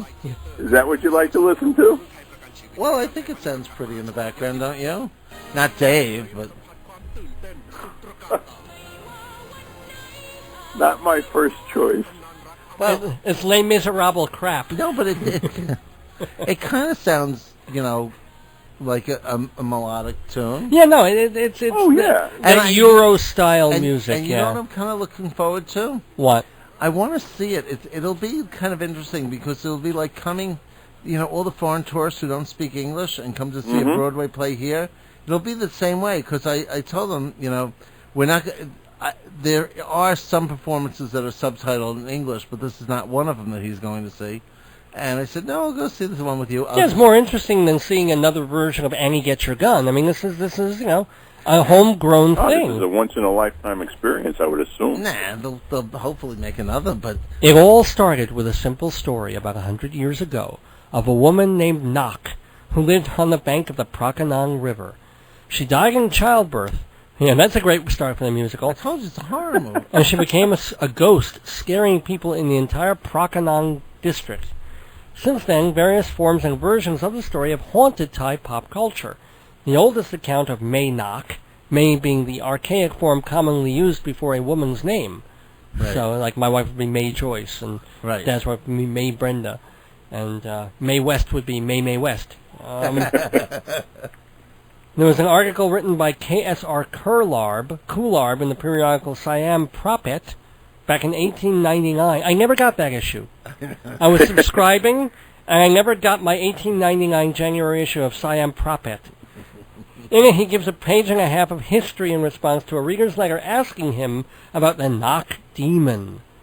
The story goes, in the reign of King Rama III, who was such a bigger a-hole than King Rama II, but nicer than King Rama. Nothing bad about the king. Don't give me this King Rama stuff. Hey, We're King not Thai. We don't care. I care. I love the Rama. kings. King Rama. A woman called Amdang Nak. King Rama IV was the king in King and I. Oh, really? Yeah. So this is Rama. This is the guy before him who wasn't worth doing a musical about. Except now they have. During the reign of King Rama III, a woman called Amdang Nak, that Amdang Nak, I tell you, living with her husband Chum. No wonder it's a tragedy. Listen to the people, what they're named over there. And the mountain, what? Yeah? Wait for a minute. Yeah. If somebody told you that there was a musical being made of a shtetl in Europe, Russia, yeah, where the people are going to be ousted from their village and live under tremendous oppression, what would you say? Does that sound like entertainment? Never work. And exactly. It would never go. So tell us more about Mae Nak. Well, see, if they ever do a musical of Jaws, I guess they could also name the husband Chum, near the mouth of, the mouth of the Prakanong River. That was very good. Thank you very much. So, but this poor woman, Amdang Nak, dies in childbirth. Chum buried her in the cemetery of Mahabusaya Temple. No ghosts appeared, so there's no real reason to put this in the musical. The Mahabusaya Temple. But the older son, fearing that his father would remarry and lose their wealth, devised a plan to prevent any such intentions. He hired men to throw stones at boat people. See, this is going to be Vietnam. Throw stones at boat people near the cemetery, and he dressed himself up in women's clothes and terrorized the villagers as his mother's ghost. I think he dressed himself up in women's clothes for very different reasons. Yeah, right. But I'm not going to get into that. Why, sweetie? It's like Kaja Nak. The son later confesses, but instead of ending the mischief, it sparked several later incarnations of Mae Nak's ghost. A musical entitled Nak Prakanong became all the rage in 1911. It was that, or let's see, Half a Sixpence, and that was big that year.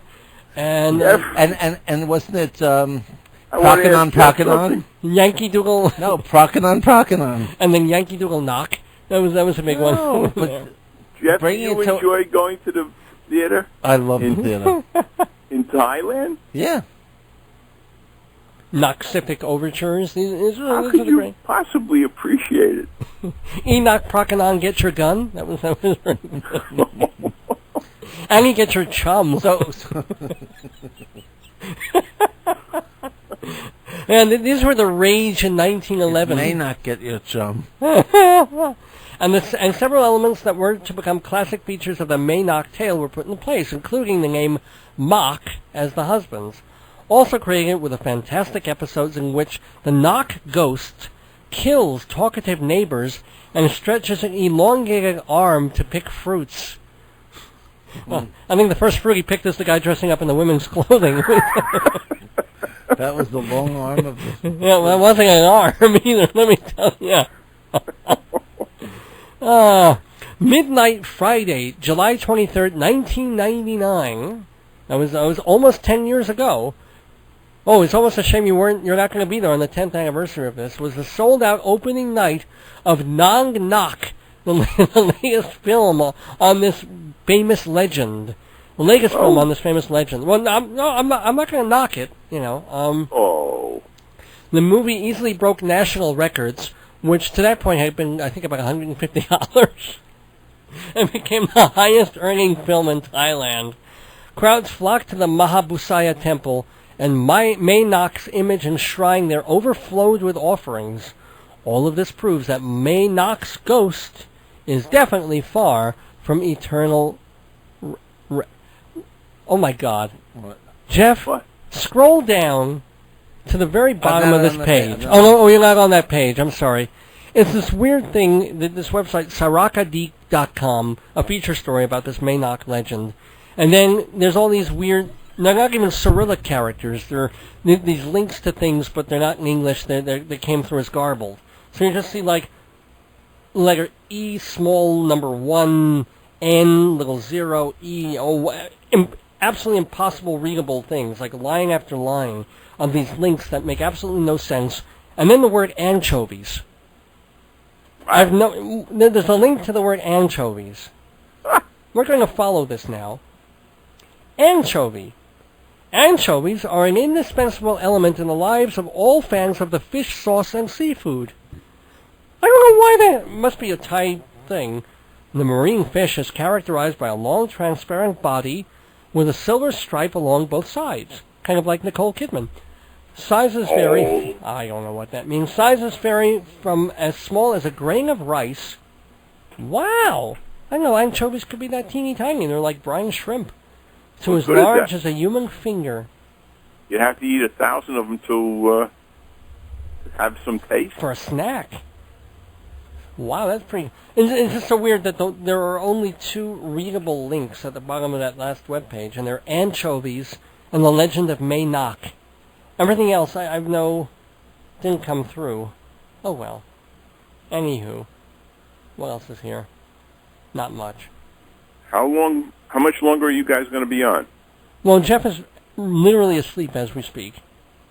He's nodding. He's nighty-night. Well, that's great. Little drive Jeff. home.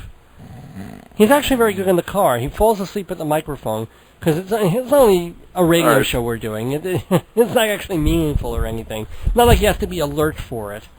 But driving, thank God. Your listeners appreciate that. Let's see. Anything more on Mae Nak? Oh, there's a special video of Mae Nak Prakanong. Let's see if we can watch the... Are you faking that, Jeff, or is that real? What? That was real. Jeff just snored into the microphone. Oh, did I really? Yes. Okay, that was real. Oh, that's great. Let's hear a little more of Mae Nak Prakanong. Although this may not be the musical. This may just be... ที่สร้างมาจากตำนานรักอมตะที่ทุกคนรู้จักและจดจำกันได้เป็นอย่างดีและพฤษภาคมนี้ตำนานรักเรื่องนี้จะถูกถ่ายทอดสู่สายตาทุกคนกับละครเพลงเรื่องใหญ่ที่ทุกคนรอแม่นาคพระโขนง Ah, woman with very, very obvious taste.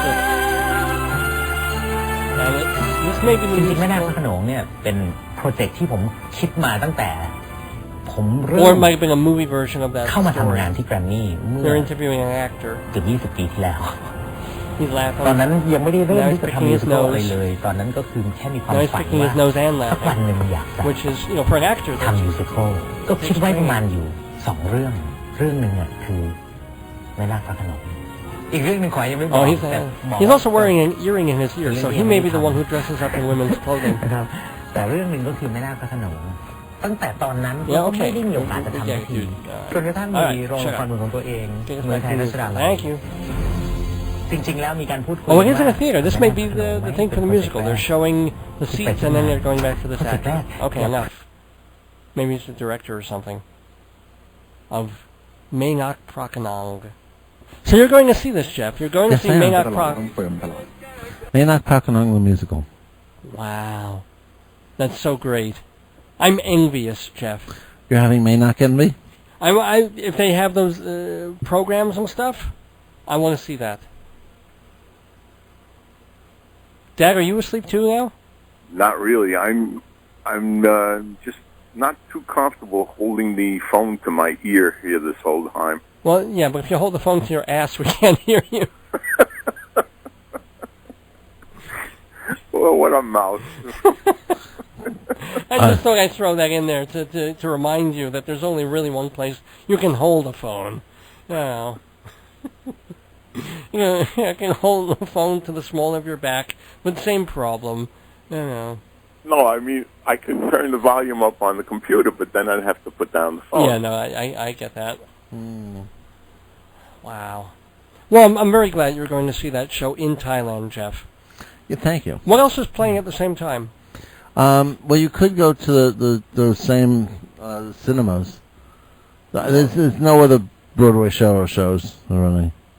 Something else is coming at the end of the year. I don't know what. I know Annie's coming at the beginning of the year. Okay, Annie, yeah. That makes sense. Yeah. Annie. As they All right, call I'm her. going to say good night now. Okay. Oh, Say good night now. good night now. Good night now. Thank you. That's my dad, ladies and gentlemen, Philip Lefkowitz. Thank you for calling in. Love to you and Mom, of course. Oh, ditto. And see you guys soon. And happy Memorial Day to you. Have a little leftover barbecue on me. Num num. All righty. And night, my man. Good night, guys. Okay. Bye-bye now. So, anyway. Your father is so nice. Yeah, no, he was great. It was great tonight. Well, he's always great, but he was really great on the radio. That's always so cool. So, anyway, let's see. Any other... I think we've beaten this Prakanong thing into submission by now. But if anybody calling in has thoughts about Mae Nak Prakanong, or Chum, the husband, or Knock and Mock... Knock and Mock, there must be the two characters that are so funny. Oh, here we go. Yeah, Bangkok Post is writing about this. All right, I'll beat this into the ground a little bit more. From Bangkok Post Entertainment. The Legend of Knock and Mock. Actually, they're really the Thai equivalent of Ren and Stimpy. It's an interesting... Over a century after Knock and Mock passed away, their legend lives on in Mae Nak Prakanong, the musical, at the Ratchadalai Theater, starting May 20th until June 7th. It's directed... Oh, boy! Jeff, it's directed by Takolkit Viravan? I didn't realize that. Whoa! Now you should change minds of the whole thing. Don't you want to apologize? What? They paid you with real time money? Huh? They paid you with... Who did? The cab, the people in the cab. What are you talking about? I don't know. What were you talking about? I think I fell asleep. You were like sleep talking there. You have no idea what you were just saying. I have no idea what you were talking about. Ask me? Paying something a cab with real money rather than Thai. Yeah. They had no relation to anything at all. Oh, except the fact that we're talking about Thailand, and you're going to see Mae Nak Prakanong, directed by Talco Blivlan. Oh, Talco Blivlan. And starring by Miriam Not Benedetti. How the hell did she come up with a name like Benedetti?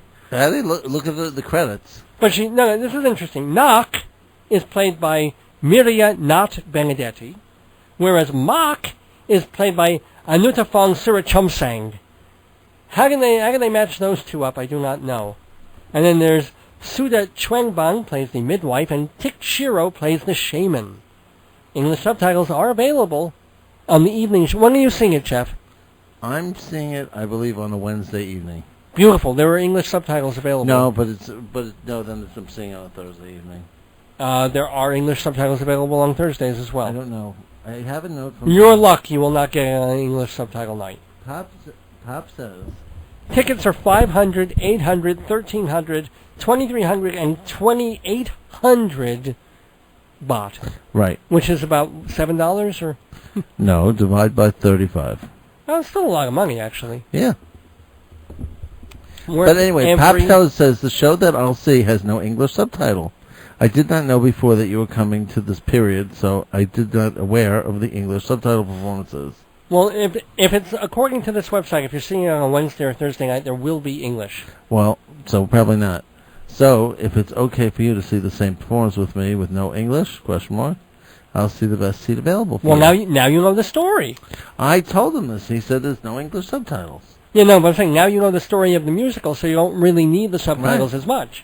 You know about Knock and Mock and the ghost and the guy dressing up in ladies' clothing? That'll be fun. And then at the very, in the last 5 minutes of the musical, they veer off a little bit, and they take a large wooden phallus, and they beat King Rama XV over the head with it. And there's this weird sort of... Shut up! Just trying to wake you up by being offensive. You are.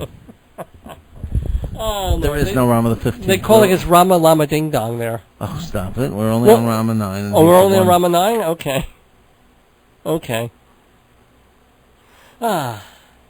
It's a wonder Rama, ladies and gentlemen. It's 23 minutes after the hour of 2 here on Monday morning, which is a very elongated way of saying 2:23 a.m. on Memorial Day. I'm Dave Lefkowitz. This is Jeff Goodman. Believe it or not...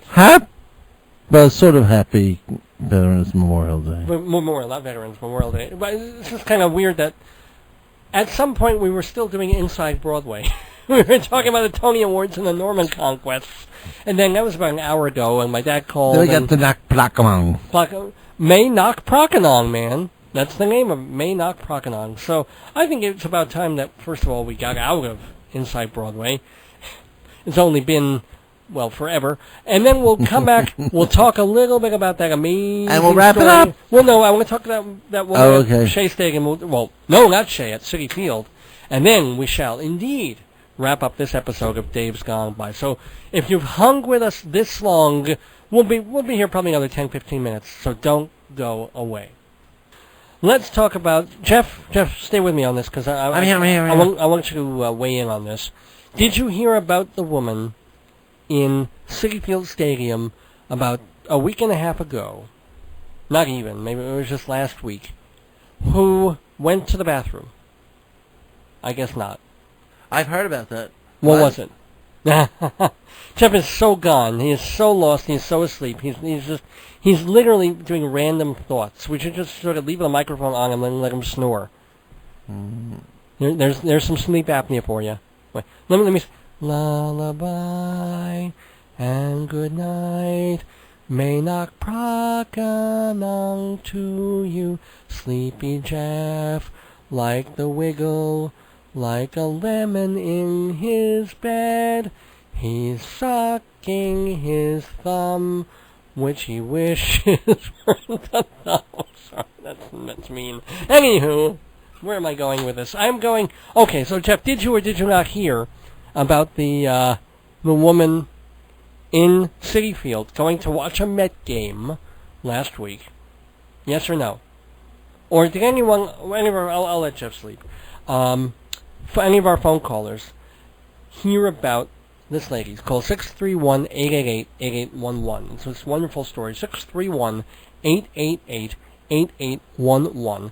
She had gone to the Met game, and apparently she went to the bathroom to do the things that people usually do in bathrooms, even if they're crazy and desperate enough to go and do them in public restrooms in giant sports stadiums. She goes there, and somehow she must have leaned forward or something and lost her gold tooth in the toilet.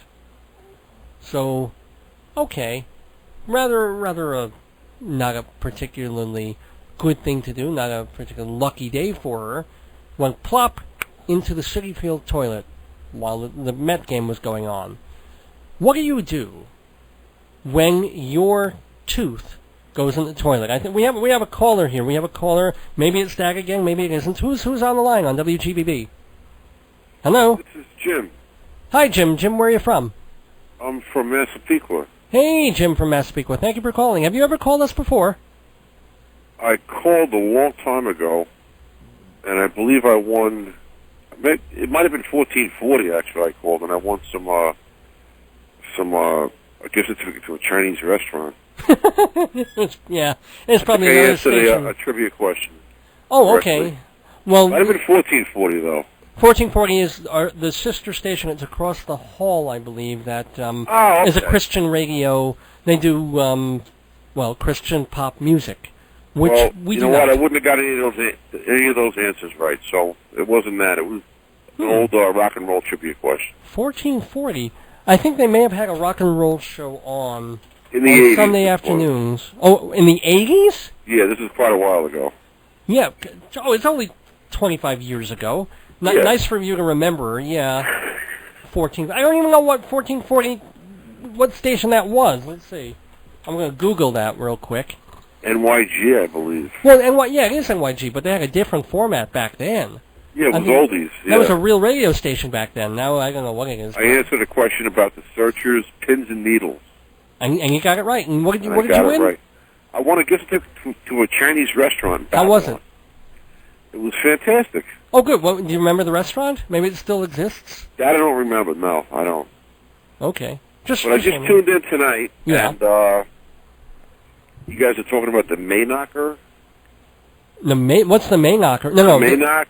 What is that? Yes. The there's this Thailand legend of this ghost that's called Mae Nak Prakanong, and it's all about this woman who dies in childbirth, and it's said that she haunts the place, but actually it was, I think, her son who dresses up in women's clothes and is her spirit to drive.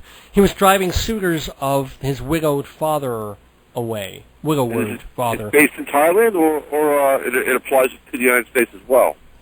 Well, no, it's a particularly Thai legend. We brought it up because my friend Jeff, who's my co-host here, is going off to Thailand in a couple of days, and they're doing a Broadway-style musical about the legend of Mae Nak Prakanong. That's what I thought you guys were talking about, yeah. You've heard of this? I'm kind of familiar with it, yes. How? Actually, descendants of these people, they came to the United States, and the first settlers came across on a boat that was called the Mae Naker. You mean like the Pilgrim settlers in the United States, or the first Asian people? Like the Pilgrims. The Pilgrims come over to Mayflower, and these other people come over to Mae Naker, actually. I wonder, maybe it was a ghost ship. Literally, maybe that's, And their first Thanksgiving they celebrated with Mae Nak Wurst, actually. Oh, now stop that. And now they're big fans of a serial TV show that's called Mae Nak. Yeah, okay. It was Andy Griffith. Yeah. Okay. Well, I'm late at night. You gotta. I myself am a big fan of knockers, so I'm all for it. You guys could have moved this on the radio. This is fantastic. I tune in and I'm having a ball listening to you guys. Well, Great. I'm thrilled. I'm glad. But did you hear about the woman in City Field who dropped her tooth down the toilet? No, you know what? As I was dialing, I heard you guys, and I turned my radio down so I wouldn't be distracted. No, thank you for that. No, we moved on, finally, after spending about 45 minutes on Mae Nak Prakanong, to something that happened at City Field, the new Met Stadium, last week. A woman went to the bathroom there, and she lost her gold tooth. Her tooth fell in the toilet. Now, first of all, I don't know how that could have happened. Because to lose a tooth in the toilet, it either had to fall through her legs, or she was in a different position. Right. Women use the toilet differently than men. Do they? Well, yeah. So for that to happen, yeah, that's an interesting set of circumstances. Well, or she was maybe puking up like 3 hot dogs and some Cracker Jack. Buy me some peanuts. And yeah. At the price they sell those hot dogs over there at, compared to Yankee or Shea Stadium, you eat as many as you can. Good point. So maybe she's gorged. For a hot dog, so. But here, the story does not end there. Now, let me ask you a question. Sure. If you had a gold tooth in your mouth, a tooth made of gold, all right, and you dropped it down a public toilet, what would you do? Well, my reflexes being what they are, yeah, I would lunge for that tooth as quickly as I could. You would do it. You would lunge for the tooth. Well, yeah, I don't have a dental plan, so if I did indeed have a gold tooth, that's not getting away from me. So your hand would break the surface of the water. Regardless, yes. Absolutely. Okay. She did this. City Field. Yeah. I've not yet participated at any events there, but I'm told it's a very clean facility, and they have the dispensers all contain soap, and they have running hot water. So you could sterilize. You could. I would deal with the sanitizing afterwards. But yeah, my dental plan being what it is, I would go for that gold tooth. You would go for the gold tooth. Well, that's exactly how she felt. She started digging around in the toilet for her tooth, and the toilet started flushing. And apparently it's one of these new toilets. The auto flush? Very strong auto flush valve. Oh, boy. So not only did it flush once, but it kept repeatedly flushing as she's digging around with her hand for the tooth. Yes. So strong. They're activated by motion, I believe. So. Exactly. Yeah, it's like the sinks that you go in Penn Station, Grand Central, where it's this little red light and you move your hand and the water goes. So now she's digging for this thing. The toilet's flushing and flushing, and because it has such power to take the water away, it's this energy efficient thing. Right. Her arm gets sucked into the toilet. She's way beyond a dental problem at this point. She's way beyond. Now she's stuck in the toilet. Her arm is halfway up the toilet, and she's stuck there, and she can't move, and she starts screaming. And the toilet keeps flushing. True story. She needs the jaws of life. Well, exactly. And meanwhile, it's just the concept of this woman screaming in the bathroom while there's 40,000 fans in Citi Field screaming from the Mets. This juxtaposition. And apparently, like, people started lining up at the bathroom just to watch her. It doesn't surprise me based on the Mets' performance lately. And I think she was there 90 minutes, and they, got her out. It did not. You could tell the writers of the articles about it were taking a cheeky route because two of the articles said the condition of the toilet was not known. Right. At the end of the experience. Because they also showed, like, older stories of people getting their arms stuck in toilets. And one of them had to smash the toilet to bits. They literally unscrewed the entire toilet and removed the man who had his hand stuck in it with his arm still in it. And then got him to a place where they could smash the toilet around his arm. That would be fun to watch. The most important part of this whole story? What is the most important part of the whole story? When they finally got out of the ladies' room, yeah, the other team was still at bat.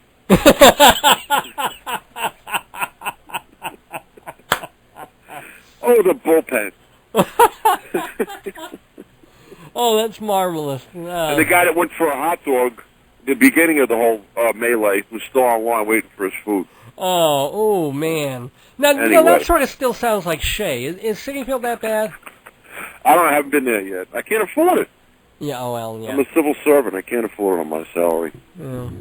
That's what do you do, Jim? I have porcelain teeth. What do? I repair firefighting and life-saving equipment for the fire department. I think I did talk to you not too long ago. Did you accidentally run over your cell phone at some point? No, I can't afford one of those either. Oh, okay. Well, we talked to a fireman on here months ago, and we were like, he got in the truck and ended up running over his own cell phone.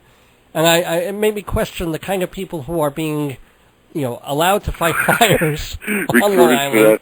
For the fire service. I mean, it kind of makes you think for a moment or two. So, well, yeah. So is that your full-time thing, fire department stuff? Yes.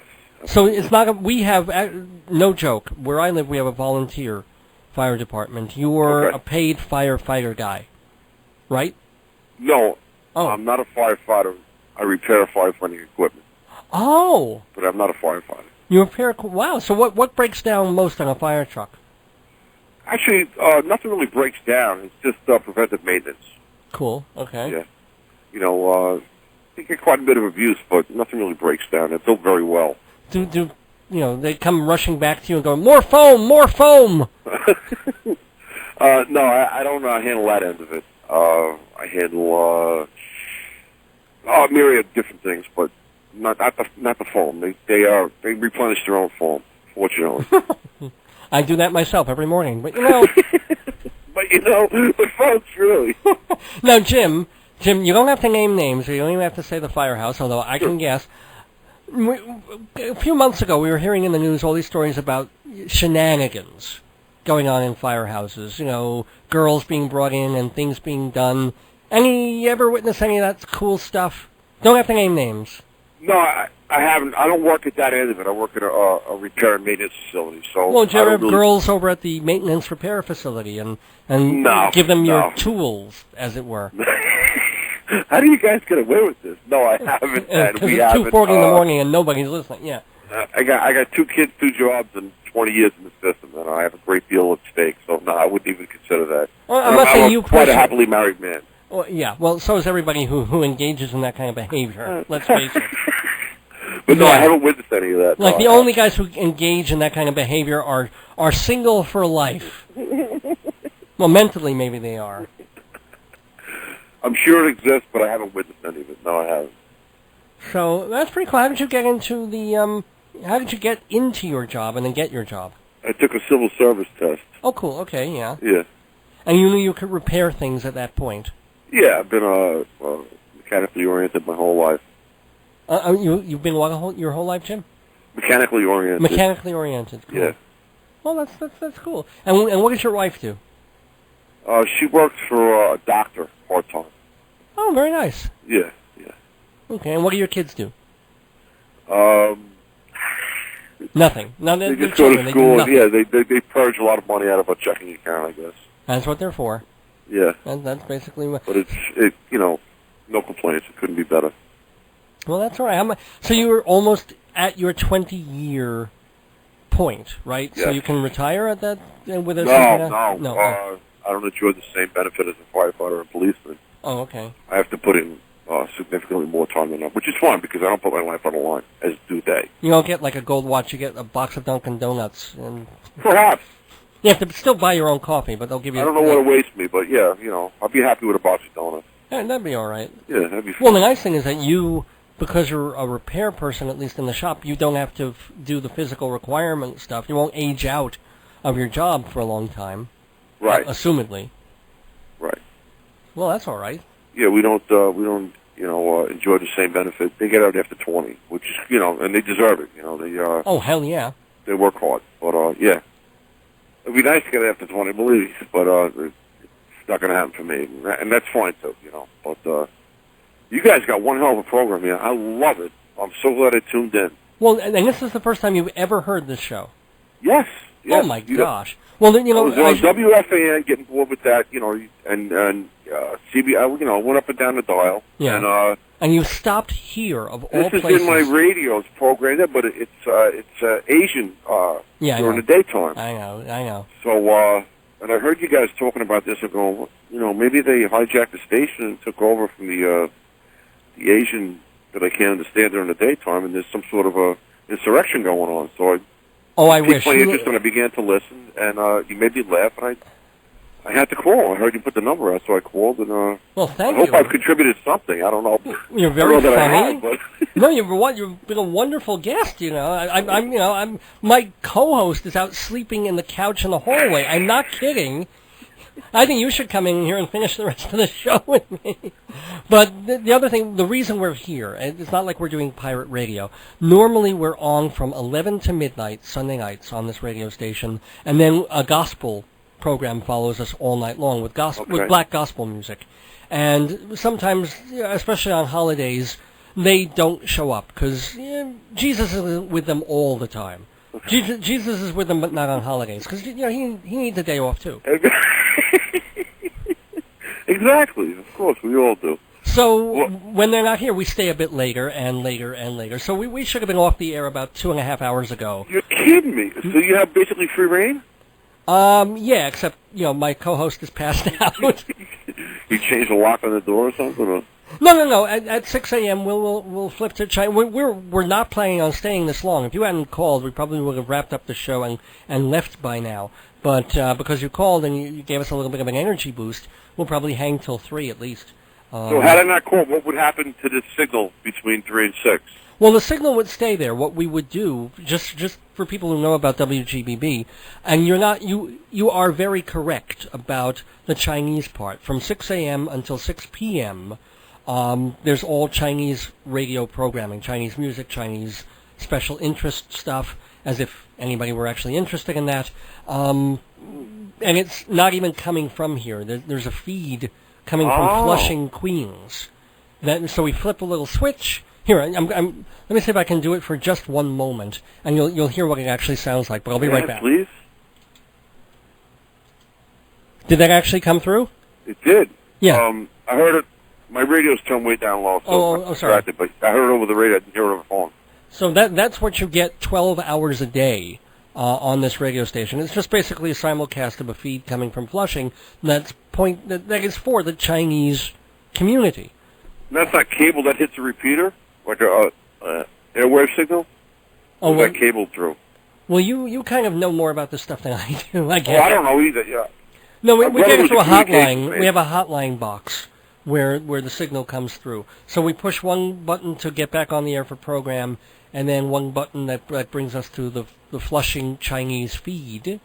That's so cool. And if you've ever eaten in some of the Chinese restaurants that I've eaten at, you should be flushing that as well. But so normally what happens is when the gospel people leave at 6 in the morning, they push that little button, and then there's 12 hours of Chinese programming. And then the guilos, the white people, come back at 6 in the afternoon when it's safe.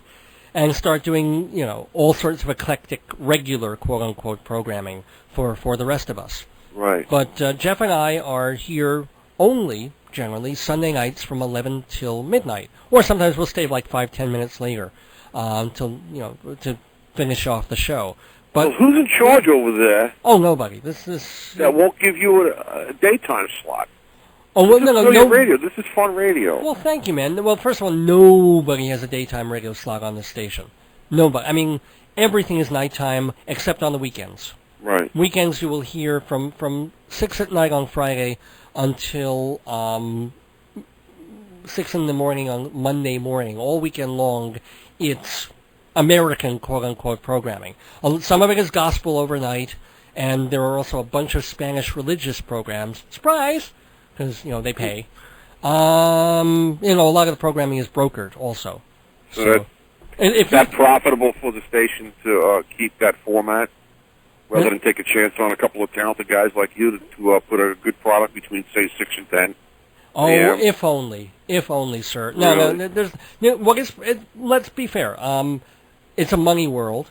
This is a business, and their business is brokering time. So they sell the time, and people buy the time, and it is a very, as a business plan, it's wonderful. As radio, it has its limitations because you get Spanish religious programming and a lot of Chinese people. Right. But it's not. That's wonderful in a way because it serves very different communities who may not have much of a voice or hear their own voice on the air.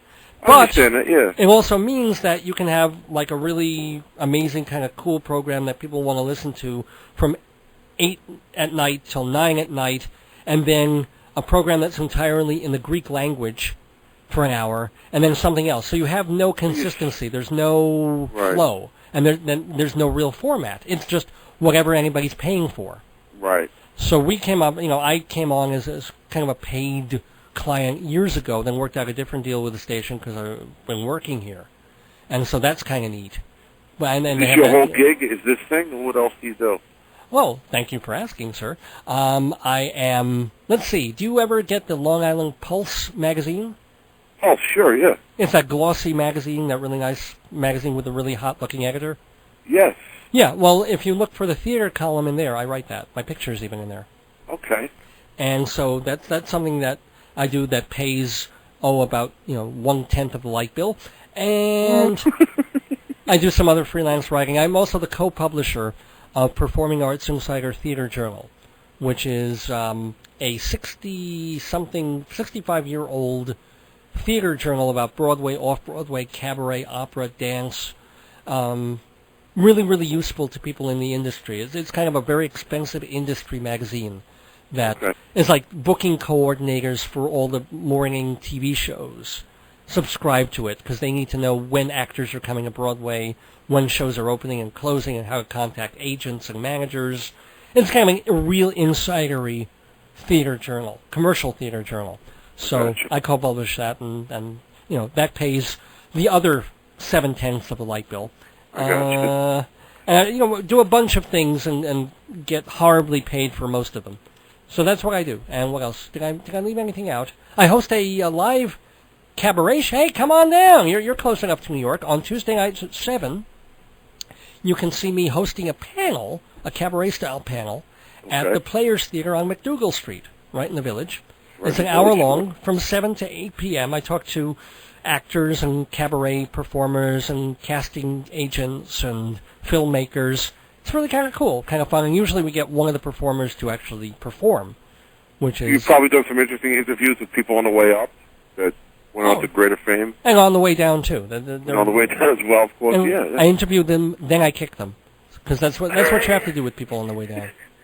Because you can. Yeah. Because what's the Bob Dylan line? When you ain't got nothing, you got nothing to lose. There you go, right. I ain't got nothing. I got nothing to lose. Well put. But, you're passionate about your craft, and it's great. It's such a pleasure to tune in tonight and hear this. Well, I'm so glad, but now you have to promise me to tune in every Sunday night at 11. I'll do the best I can. I'm off tomorrow. And tomorrow is not Sunday night at 11. Yeah. Yeah. And I was out late at night. And then, I love AM radio.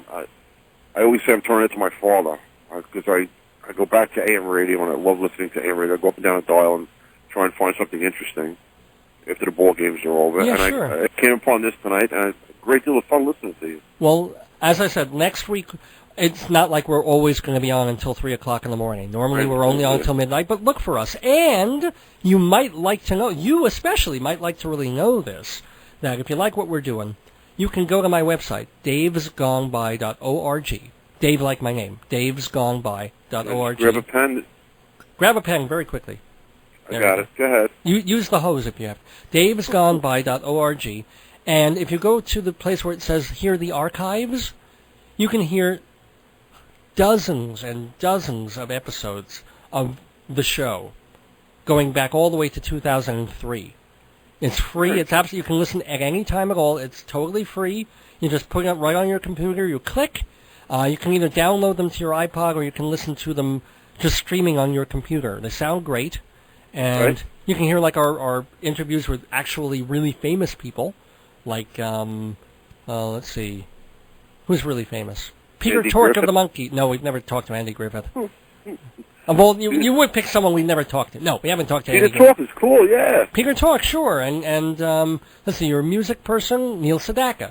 I am, yeah. Neil Sedaka, great. Oh, that's right. You would go for Neil Sedaka, of course, with your doo-wop and your oldies rock and roll show stuff. Do you know Christine Lavin? Christine Lavin, yes, I do, yes. So she's been on the show. We have 3 wonderful shows with her. Check them out. So all that stuff is at davesgoneby.org. You need to go surf in the archives, my friend. DAYS gone by. No. Davis, DAVIS. No, my name is Dave. Oh, Dave. So DAVES. No apostrophe. No apostrophe. It's a URL. You can't put apostrophes in there, or your computer will explode and hurt you. Not a big computer guy. That's how I don't know that. So, DavesGoneBy.org. Okay. Yeah, check it out. I think you'll enjoy it. I will. So, Are you familiar with WLNG out in Sag Harbor? No. It's an FM station, 92.1. Oh, are they good? Yeah. They're great. It's kind of got the same feel as what you guys are putting out tonight. It's got a hometown kind of feel, and whoever's in charge of PD over there should look into putting you guys on from 6 to 10 and doing a hometown audience participation sort of show. You mean like a morning show? I love that. Show. Yeah. Dave, you got an incredible magnetism. Well, thank you, sir. You have to usually buy me drinks before you start using that kind of a line on me. Yeah. No, but you know what I'm saying? Yeah, it's great, man. It's very pleasant to listen to. Well, actually, I'm always thrilled to have a fan. And you know what? If you will, don't give it to me over the air, but if you'll send me an email, I'll put you on the email list for all the information about the show. We send out a weekly email that's kind of funny that you might enjoy. So send your emails, and everybody listening, please, if you want to get in touch and say hi and say what you like about the show, what you don't like about the show, please send an email to davesgoneby@aol.com. Remember, it's Dave like my name, davesgoneby@aol.com. And so that way, folks? Yeah, please do it. davesgoneby@aol.org. And you, sir, Jim, should be emailing and writing to the program director at WLNG and tell them what they're missing, which is me, which is my co-host Jeff, who is still passed out on the carpet in the hallway. Oh, well. Instead of slumber right now, yes. See, at 6 to 10 in the morning, he'd be awake.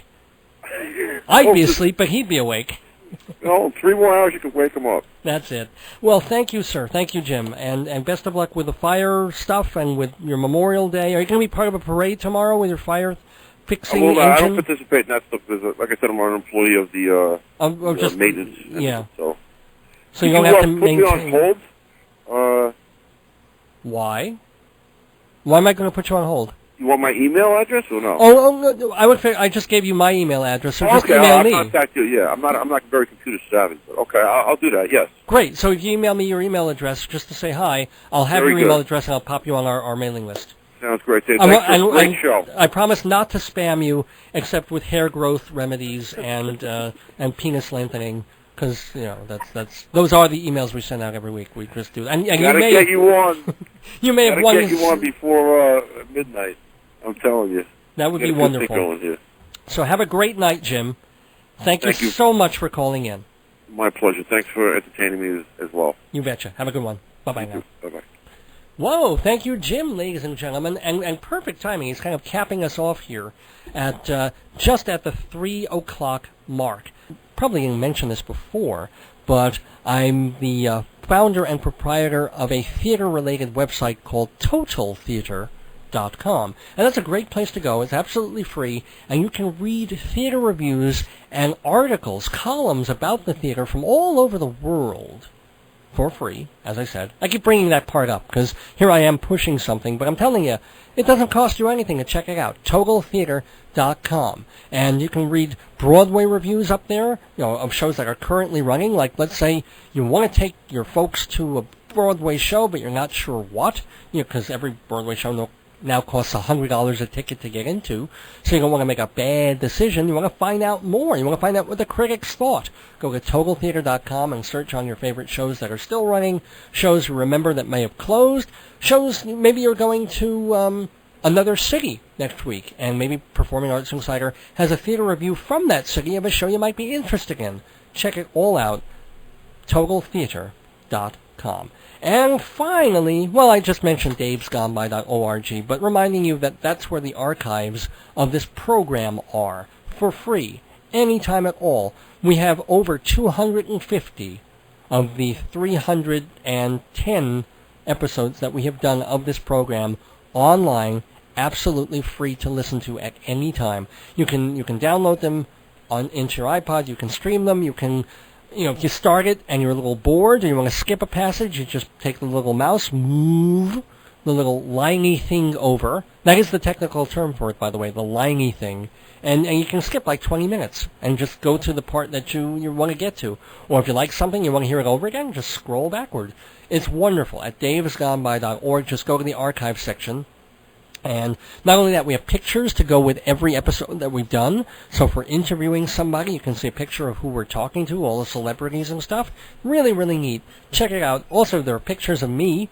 Not that anybody would really want to look at pictures of me, but if you really wanted to, you can go to davesgoneby.org and do all that. And read about the history of the program as well. And if you want to email me, the address again is davesgoneby@AOL.com. That's D-A-V as in Victor, E-S, gone by at AOL.com. Okay, it's time to get to the final seconds of this extra long edition of Dave's Gone By. So first of all, I want to wish a get well soon, although it probably won't be very soon, to a very, very good friend, someone who has been both a colleague and a friend, and is, he'll be okay, but it's going to take a while. A fellow named George Navrogas, who was actually a guest on our show about a year and a half ago, talking about his life in the Dominican Republic, and what he does there, and how life is so different there. Cars without windshields. People just kind of drive however they drive over there. And the fact that, he runs a computer consortium out there. He builds computer networks, and he does websites and things like that. And it's all well and good, and you can certainly do business in the Dominican Republic if you don't mind the fact that for about 3 or 4 hours every day, the electricity goes out. They basically have a blackout daily, or at least around where he lives. So kind of challenging stuff. If you want to hear the interview with George, go to the archives at davesgoneby.org. But anyway, George is very seriously under the weather right now. Not swine flu, but something else. So we absolutely give him our love and our best wishes for a full recovery to George. I want to remind everybody also about a couple of things, that June 7th, WGBB is the place to be from 5 in the afternoon till 7 in the afternoon. The 2-hour WGBB Tony Award special, hosted by yours truly, Dave Lefkowitz. So we'll be playing songs from the nominated shows like Billy Elliot, and I think we have a tune or two from Shrek. Yes, we also have Shrek, and we also have songs from West Side Story and Guys and Dolls and other shows of the season. So check that out. Plus, we'll be talking to theater critics and getting their takes on what they think will win the Tony Awards, what they hope will win, and also their thoughts about the season in general and where theater is nowadays in our culture. So check that all out 2 Sundays from now, June 7th, from 5 to 7 p.m., and that happens to be Tony night, so you can listen to the WGBB special, and then at 8 o'clock put on Channel 2 and watch the Tonys. There you go. Also, I want everybody coming down on Tuesday nights at 7 o'clock. Come see me live on an actual stage for StageBuddy.com's... I blanked on the name there for a minute because we kept changing the name for a while. StageBuddy.com's Showbiz Talk. It's exactly what it says it is. It's a panel of folks who are in showbiz. Like a couple of weeks ago, we had Melba Moore as one of the panelists, and we also get casting directors and theatrical directors, producers, and agents and managers and filmmakers we're going to have, and also cabaret and theatrical performers too. It's all great. It's an hour long from 7 to 8 on Tuesday nights at the Players Theater on McDougal Street. 1 block, literally, you just go down Monega Lane, turn left, there we are. 115 McDougal. Tuesday nights at 7, it's only $5 to get in. I mean, come on, you should, for that kind of money, okay, you should be able to sort of glimpse me on the street, lock into my eyeballs for a split second, just so that you bask in my charisma, as wonderful Jim put it, my essence. And that should cost you alone $5. Just to glimpse me should cost you $5. And here, you get to see me for a full hour wielding my charm amongst famous and not so famous, but all very talented people. On stage, you can even ask questions. We have a Q&A session with these folks. You can give your resumes to the casting directors that are there. You know, maybe take a chance. They might like you.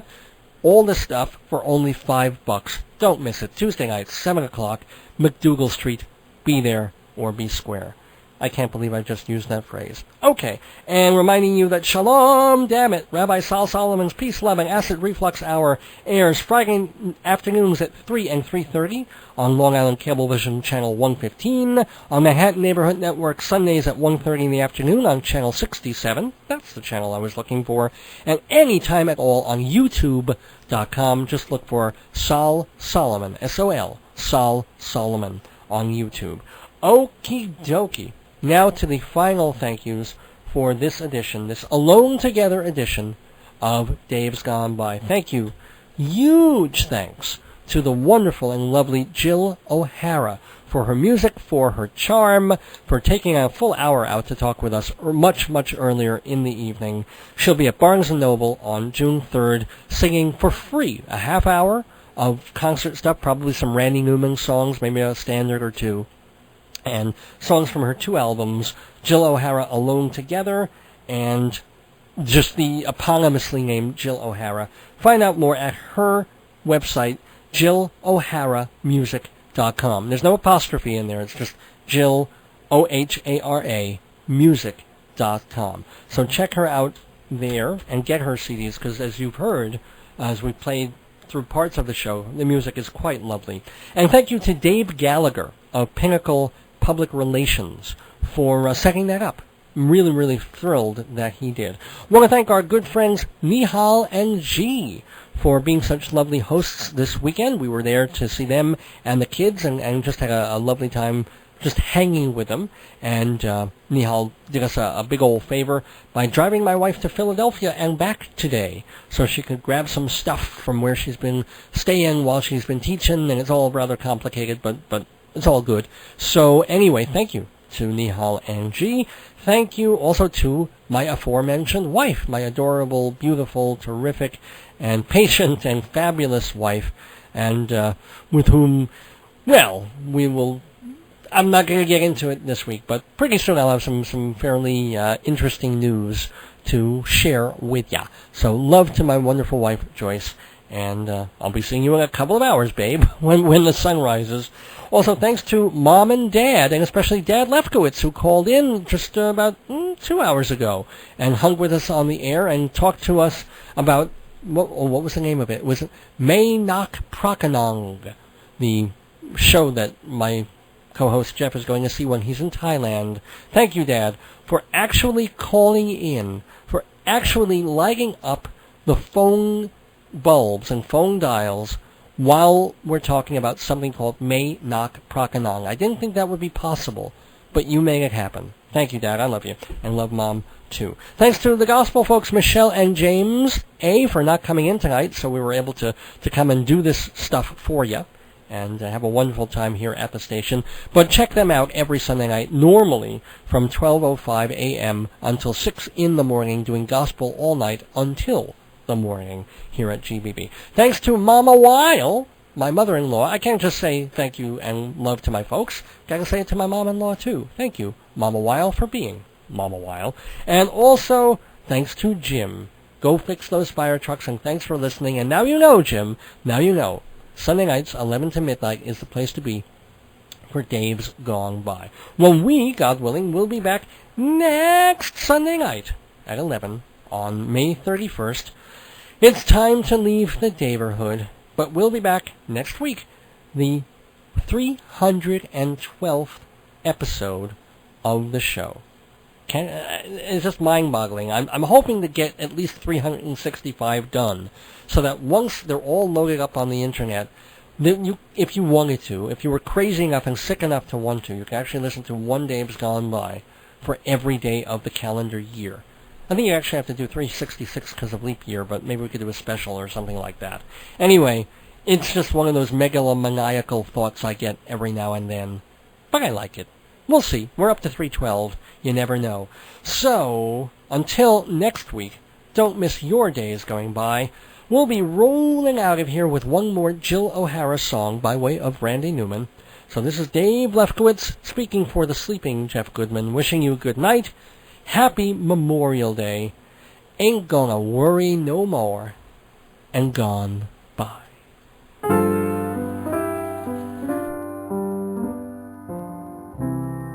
I never drink in the afternoon.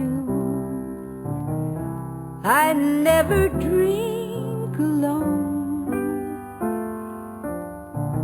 But I sure do like a drink or two when I get home.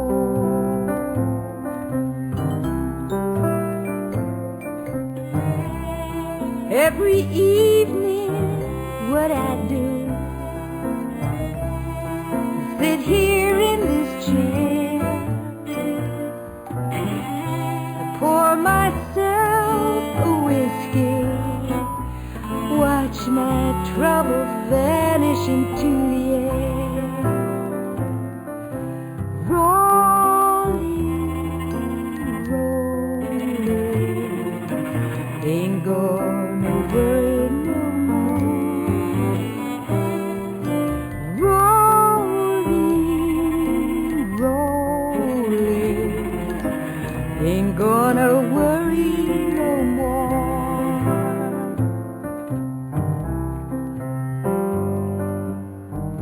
I used to worry about gambling, throwing my money away. I used to worry about wasting time, laying round the house all day. But I'm all right now. I'm all right now. I never thought I'd make it, but I always do somehow.